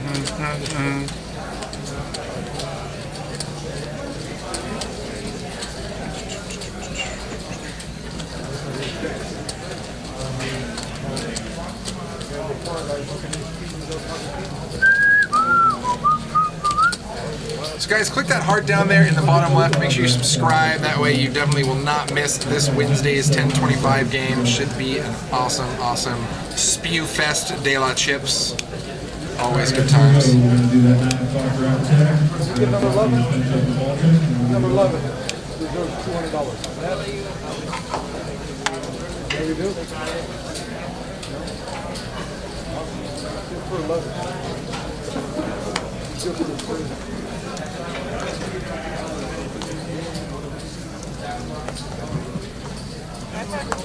High five. High five with the kick. A couple limpers in the pot. All right, guys, here we go. Round 20. And Aaron's gonna make it 20 to go with a suited ace 4. Yeah, I'm never an advocate for open limping. I think I made that clear on the stream. I'm also not an advocate for flattening ace king, but whatever. But I think it's in overcalling or overlimping is a whole other story. And a hand like ace four, I don't just want to build a huge pot with ace four multi-way. And that's why I actually don't mind, especially in position, overlimping. But I think nothing wrong with taking the betting lead either. In position, playing bigger pots when you're in position.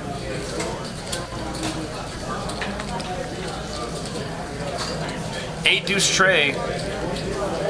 Checks through, a 5 comes off, and that makes Aaron the wheel. Sean has an inside straight draw. Reggie, ace king, is drawing dead to the 4 for the chop. Leads. Sean calls with a gut shot to the big straight, and waiting in the wings is Aaron, who opened up this pot pre-flop on the button with ace 4 clubs, has now made his straight. And you can tell AA Ron is strong here because he's put the dealer button up on its end. There's 245 in the pot. Raise. Yep, you got it. But 130.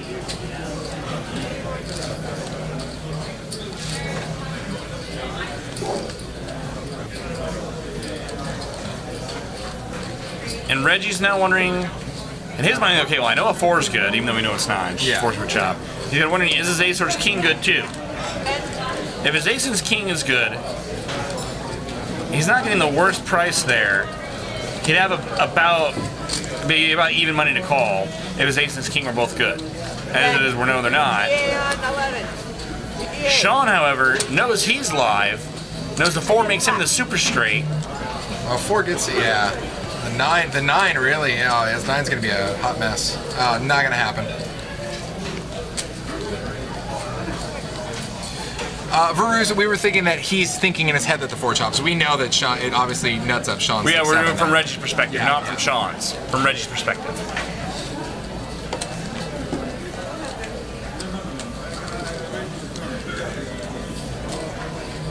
Aaron bets 100 and Sean immediately releases a pair of 7s.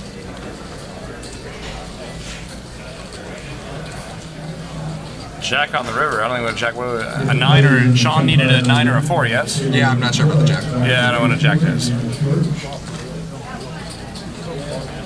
Other than make it weird. So apparently I've been getting needle in the heart all night and never even noticed it. Apparently the heart is now above the stream and not in the lower left anymore. Click that stupid heart on your screen. I don't care where it moves to. End of story. Find it. If you can't find it, then just call Jake over there and hit you in the head with a tack hammer because you are a retard. Was a line from Tommy Boy. Oh, okay. Well, whatever. That's my only saving grace till I get fired. Those are our go-to for everything.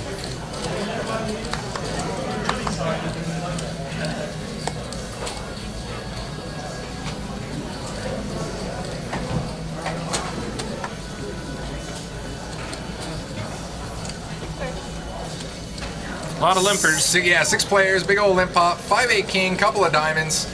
Mike flops diamond draw, no surprise there. John, it's his king. Mike leads, John calls. Pretty standard so far. Oh, North by Northwest. Okay, he was talking about the earlier, the previous hand.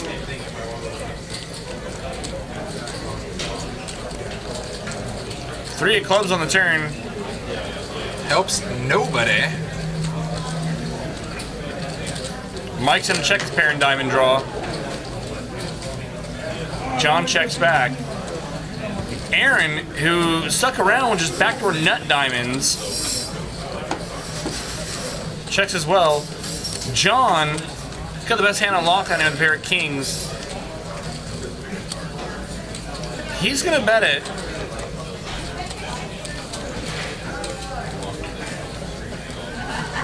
I don't know, I must be more kind of check call there. It just, you're getting value from, I mean, you get called by King 9 or you think someone's gonna look you up with an 8? What did Moneymaker say last night? Somebody said, somebody asked him like, what's your biggest tournament cash? And then when he's like, oh, I won the World Series like 20 years ago or something. Yeah. I don't know, like whatever ago, a while ago. Don't worry about it.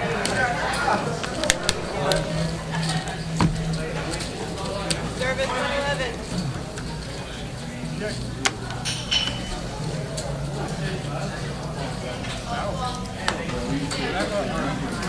In a van down by the river. If you don't learn to not play poker like a donkey, you'll be living in a van down by the river.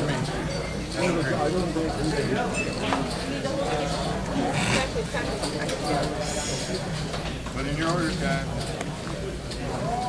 Someone's buying drinks for the whole table. I would assume it's Daddy Warbucks Mike over there in C1, but you never know. Just might be.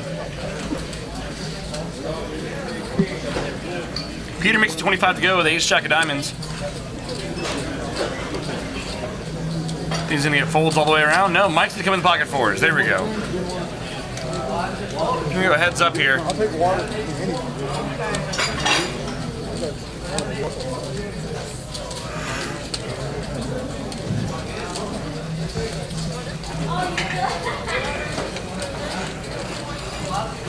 Oh, look at this flop here. Ace That's 5. a lot of flop for Peter. Dude, Peter just nailed that flop like a insert horrible acronym here.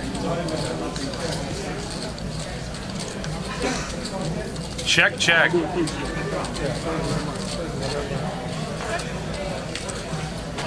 Hank's in the hand as well with a jack 7 off. Somehow this happened. He's got a random gut shot. We're already on the turn. The board's not showing us that our ace is off. There we go. Wow. Yeah, the board's in kind of reverse order. I think the ace was on the flop. Ace was on the flop. So that board's a little off.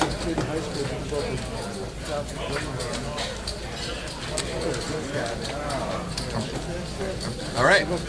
I'm assuming ace jack of diamonds took that one down.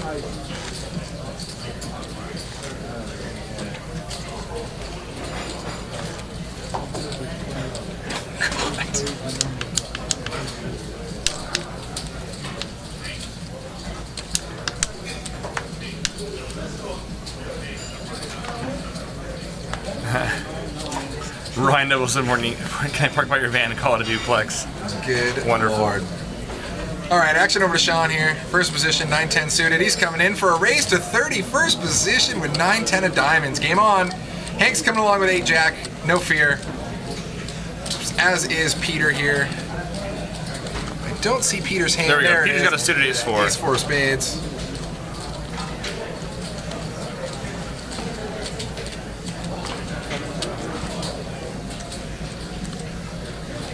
Mike's checking out. All right. Three-way action. Oh, look at that flop for Sean. Top pair and a diamond draw for Sean. Hank gets a piece of it with his 8. Peter's still left in the cold here with ace high. Sean firing out. Man, first position raise with 9-10 of diamonds, and you flop the world here. That's 45. Hank coming along. Peter's gone. Oh, wow. Open-ended. 2 pair for Hank. Ooh, open-ended straight flush along with the flush for Sean. Wouldn't be the first straight flush we saw tonight. Oh, and Hank is getting there. So Sean checks over to Hank, and Hank can't get out those chips fast enough. He fires 60. And it looks like Hank, if the graphics are right, about 4 1/4 behind. 9 on the river. Sean definitely knows he has the best here.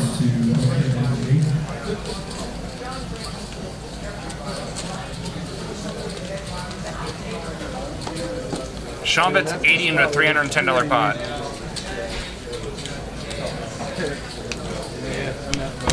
Yeah, it's pretty easy to check there. And actually, the 4-card straight really killed Sean's action here. I mean, if a total brick fires off, Hank insta-calls that all day. So that river actually really slowed him down, slowed down the action. And he showed Hank.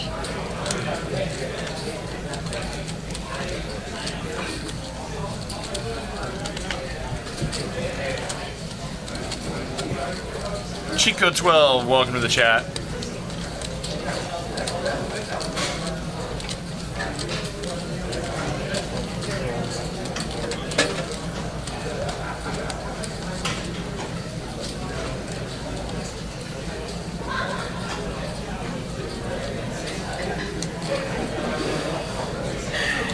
Hank back under the gun. M.I. Schumer 47, welcome. What's going on?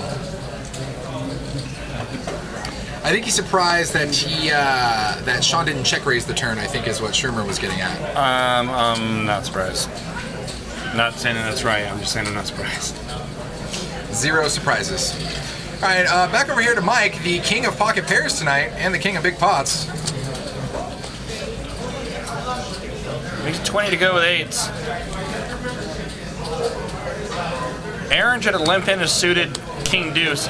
Sean's gonna defend queen nine off, and Aaron comes along as well. 3-way to the flop. Ace deuce 3, 2 clubs. Aaron hits a deuce. Sean's got backdoor clubs, but no one else got much other than that. Mike's 8s are still good. Checks through. Sean now leads a 9. Now is the best hand.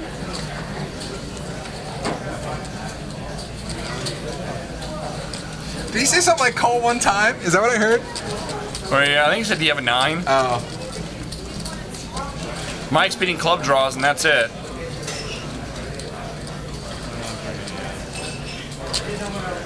He can't do it. Mike loses the minimum. Mike's like, hey, I only play straight flushes, okay? If you want to know. And 7 deuce. Yeah, I had too many outs. I had 2 outs. I had too many outs for me. Yeah, one out. Too many outs for me. He can only have 1 outers. That's the only thing he can have.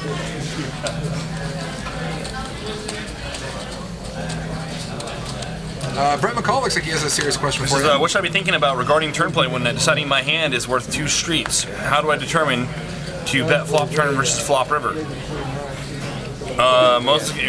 Player dependent, and I mean board texture. Those are the 2 obvious ones there. And how the board texture namely changes. How does the turn change board texture? If you're value betting, I mean, if the turn card is unlikely to improve your opponent's hand, let's say it comes down with the board's like 7 high, it's relatively small, and like a jack or a queen comes off on the turn. It's a hand that's really unlikely, and you have a hand like pocket 9s, something like that. That card's, even though it's now an overcard, like your pocket pair, it's unlikely to improve your opponent's hand because if they're check calling or calling position on a 7-high board, they're most should have 7s, straight draws, things like that. So you can continue firing there for value. If it's more coordinated though, you can consider check calling or check, and then depending on what comes off the river, whether or not you can value or check call or 7 deuce deuce is strong. there's a lot of variables to surmise it in kind of one kind of go at it. So totally whiffed board for everybody. Reggie's Jack's still way ahead here. Tank with a flush draw. A lot of deuces. Which just got negated by trip deuces on the board, giving Reggie a boat. And Sean's dry bluffing.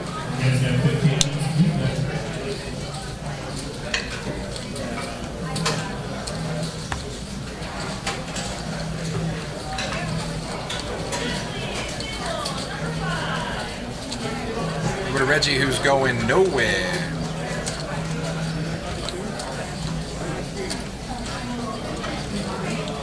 Eight on the river, no love. 140. Sean's gonna take one more stab at it.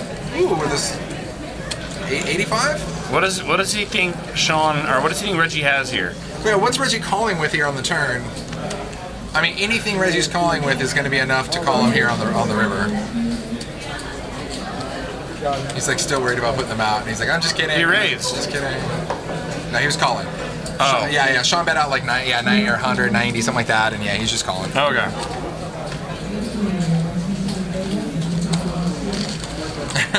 Pocket ducks? Is there 5 of a kind? Is that legal?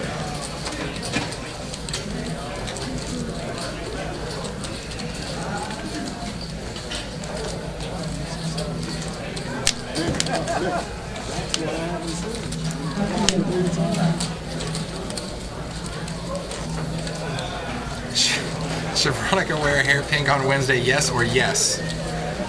Definitely. I'm gonna go with the second yes because I feel it's the. It's the stronger of the 2 I yeses. feel it's the more better answer. Is correct English okay? No? I feel it's mo better.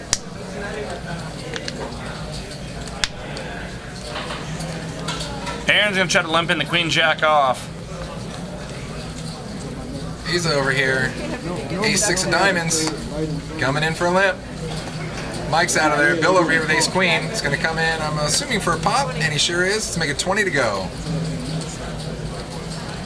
Over to Sean, checking out. Hank. Hank has no fear. It's suitored. Love you, Wabrai. In the words of Veronica and Val, it's suitored. They both call. Three-way action. 8-4-6, 2 hearts. Hank flops the flush draw with the 10-deuce suitored. Four-way action. Yeah, Hank's in the hand as well. Asa hits a 6. Everyone else whiffs.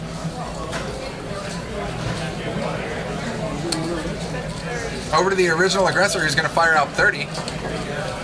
Oh, look at Hank. Hank wants some. He just throws those chips in there and says, I'll get out the rest soon.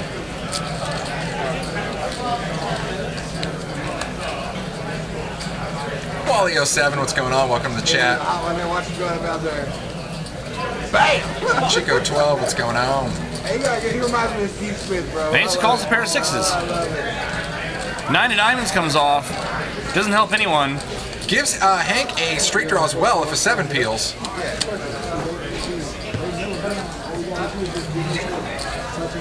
And ace on the river is going to give Asa the check mark randomly.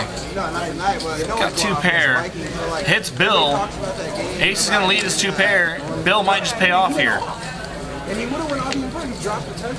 There's 230 in the pot. He bets 55. I don't see how Bill folds. Yeah, Bill's got to be thinking. Yeah, I mean, this is just a call. He's not. Look at his hand. Look at his hand. I mean, he's just like, is this not good? Are we not in the trust tree, the nest? Are we not? Is this not good? Oh, and he's gonna let it Bill go. folds ace queen. Look at you, saving himself 55 bucks.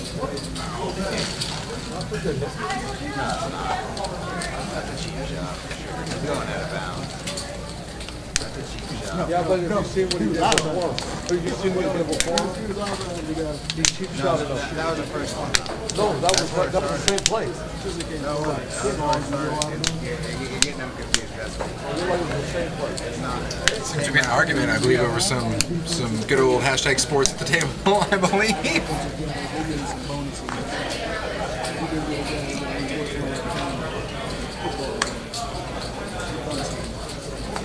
Mike made a sacrifice of a kitten in the parking lot. Yeah, that's pretty much the way he's hitting the 1-outers for sure. Yeah. That or like a small goat.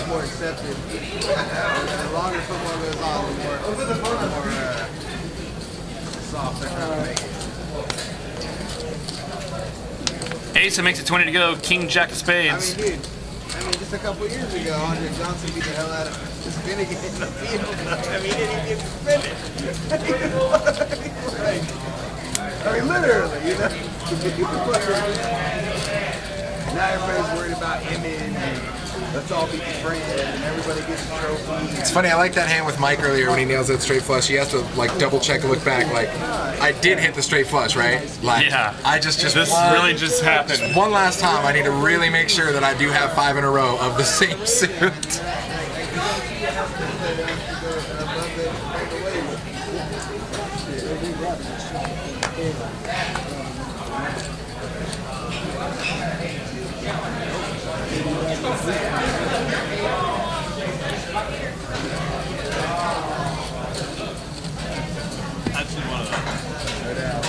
Alright, so pop it up to 15 here from Mike with 4-6.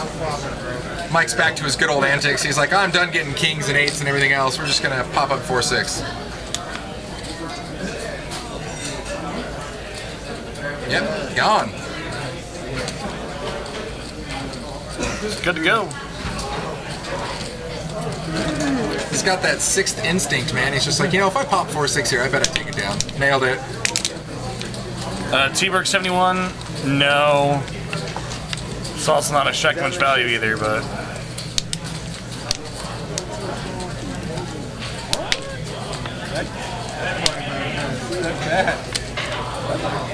He went high in fantasy too.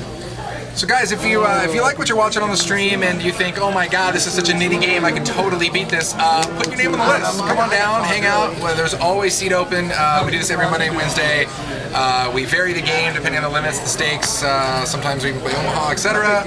So yeah, come on down. No matter what you want to play, you can hop on the stream and we can all needle you. It'll be fun. He'll be fine. He at least have hope. Brady's coming back, and you know what I mean? Like, there's hope there. He missed the first 2 games too, I think.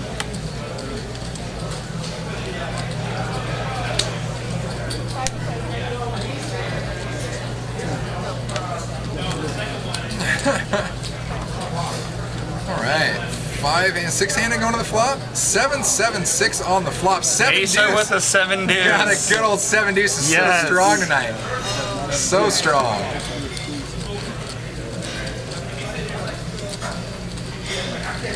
Hank checks his 8s. I like that.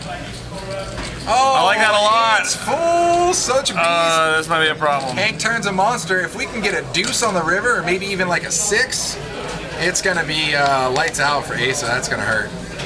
Sean had jacks. When did that happen?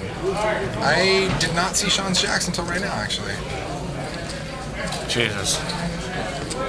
5 in the river. Doesn't change anything. Completes a couple straight draws. Might save Ace some money here.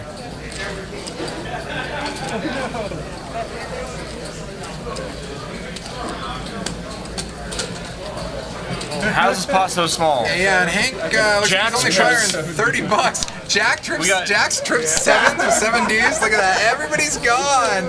And Ace has Hank- got to be thrilled with that result. Hank can't get paid at all. Asa has got to be ecstatic. We have jacks, 8s full, trip 7s, and a $100 pot. Yeah, and the funny thing is, Hank's been calling down people like nonstop and just missing everything. And the one time he wakes up with a boat, pot's $100. I mean, like you can't. Like, what are you gonna do? Because I thought it was just like a 4, you know, 9, what else? 9? Oh man. Hey,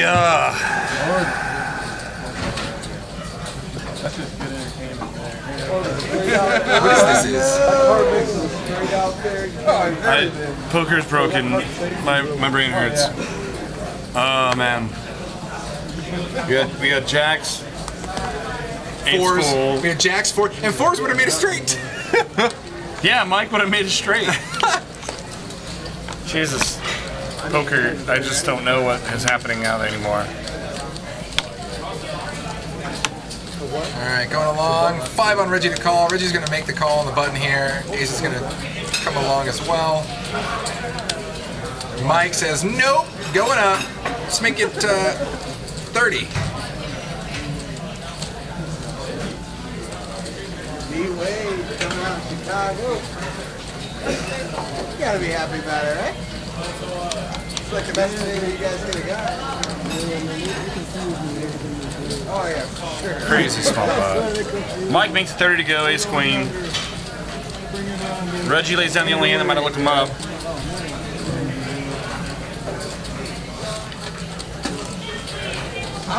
Oh, the stories So bad. I want Derek Rose. Mr. Mike Postle could tell. Well, he'll tell you stories about how he's on the wrong end of that straight flush at least 5 times in 13 years. Oh yeah.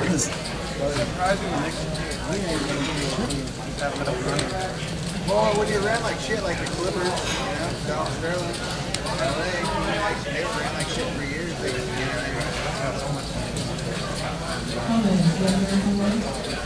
can't buy everything.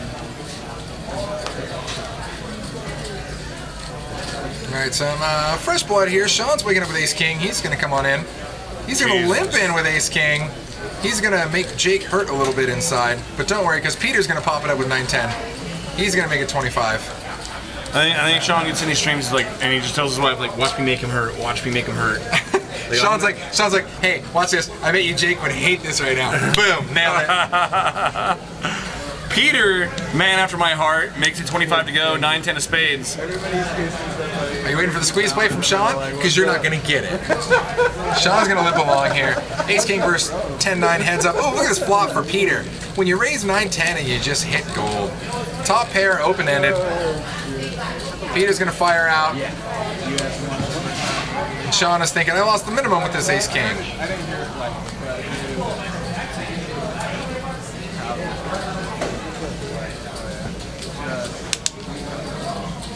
Poker Pro, the difference is Sean can have ace king because it's Sean.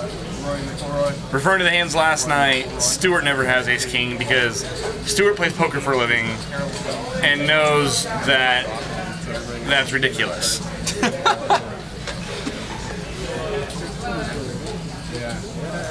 Yeah, Sean's gonna make me hurt. Oh, Lord. I love our chat. Did you guys hear about the fan that was These guys love me more than the special. When he called him out there to make it? Jimmy Bluffett, you're the best. He called the fan out and threw a $100 bill next to the ball. The fan sunk it. Oh, they're talking about this. I heard about that in the FedEx Cup. There was a heckler out there, and he was heckling. I think it was like Rory McIlroy or something. And he's heckling. I'm like, oh, come on, it's an easy putt. You can make that. Blah blah blah. It was like a 10 or 12 foot putt or something, right? And he misses it. And the guy's like, oh yeah, it's so easy. Why don't you come out here and do it? I got 100 on it or whatever. Random dude from the crowd comes out, drains it. Drains the putt. Yeah, dude, the chat can confirm the Ryder Cup. There it is, the Ryder Cup. And he comes out and just drains it, and he just does this like Shooter McGavin celebration when he finishes. It was hilarious. Oh my God, I'm so YouTubing that as soon as I can. It was hilarious. The Ryder Cup. It was pretty dope. You can't miss it. Google it. I mean, I'm sure you'll see it in a heartbeat. It was all over Twitter and everything. All right, 2 queen 10 here on the flop. Mike picks up the deuce.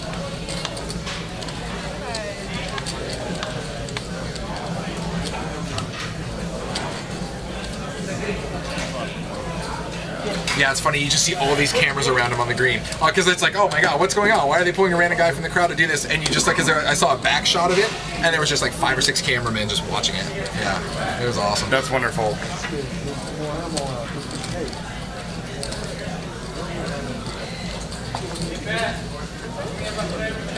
Copy, Bob. All right, guys. So this is our last hand coming around. Don't forget, we got 10:25 this Wednesday. Big game. Scott Ball from Twitch. Maybe Elkie. Maybe Randy Lou. I think we're gonna definitely probably maybe have some Nat in the game. I'd rather watch Nat than any of these big name guys. Like Nat. Yeah. Nat's the nuts. Nat nuts. Peter makes the 20 to go. The ace-7 of diamonds. Mike's gonna come along with ace-9 all day.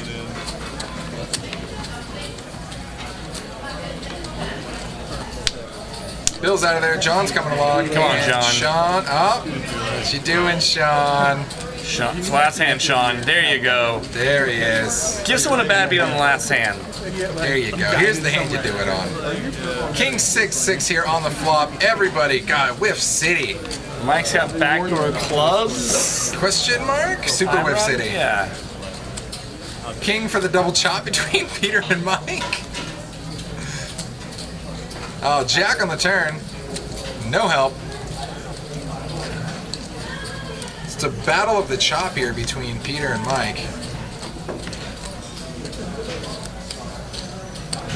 Mike's gonna try to steal this pot. As it is, ace high is gonna be good with some frequency. I don't know if I like the bet here. I mean, if you can get like 4s, 5s, 7s, 8s to fold, you win. And of course, Mike Postle's going to win the last hand of the night. Why am I not surprised? Because that's how poker goes. Ladies and gentlemen, Mike Postle. Yeah. So that game blew up pretty quick.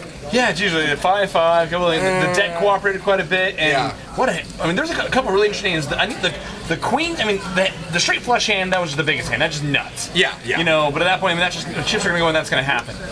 I think the more interesting hand from an analytics standpoint, the queen 10 hand the Ace had, where he flatted there, and Reggie had and then the small pro bet on the river, almost like Reggie was trying to induce a raise. Yeah, I put that one down here as one of our key hands, because exactly. King Jack, 9-10. And Reggie didn't even start raising until he hit this pair with the flush draw. Yeah, and as it was, I mean, it really looks like you can have Jack 9 there, and he's trying to induce Asa to do something there. Yeah. And, I mean, I think that hand you can get into and go in a couple more ways. I mean, to me, that hand was the best hand of the night to think about. I mean, all the different directions, like really dive inside their minds. Well, you can really go. What are you thinking? Yeah. Why are you thinking? And a couple of different ways to play that hand. And obviously, the straight flush over or straight flush over nut flush. Or ace high flush, I'd say. I mean, that was the most entertaining hand. That was just crazy. Yeah, no, I'm still just like. I'm gonna have nightmares about that tonight. It's gonna be awesome. Wow. All right, guys, that's our show. Thanks to Bob, Abraham, Kenny, and the crew keeping us going. And don't forget this Wednesday, 10:25, Veronica Brill and myself, biggest game in NorCal. It's gonna be awesome,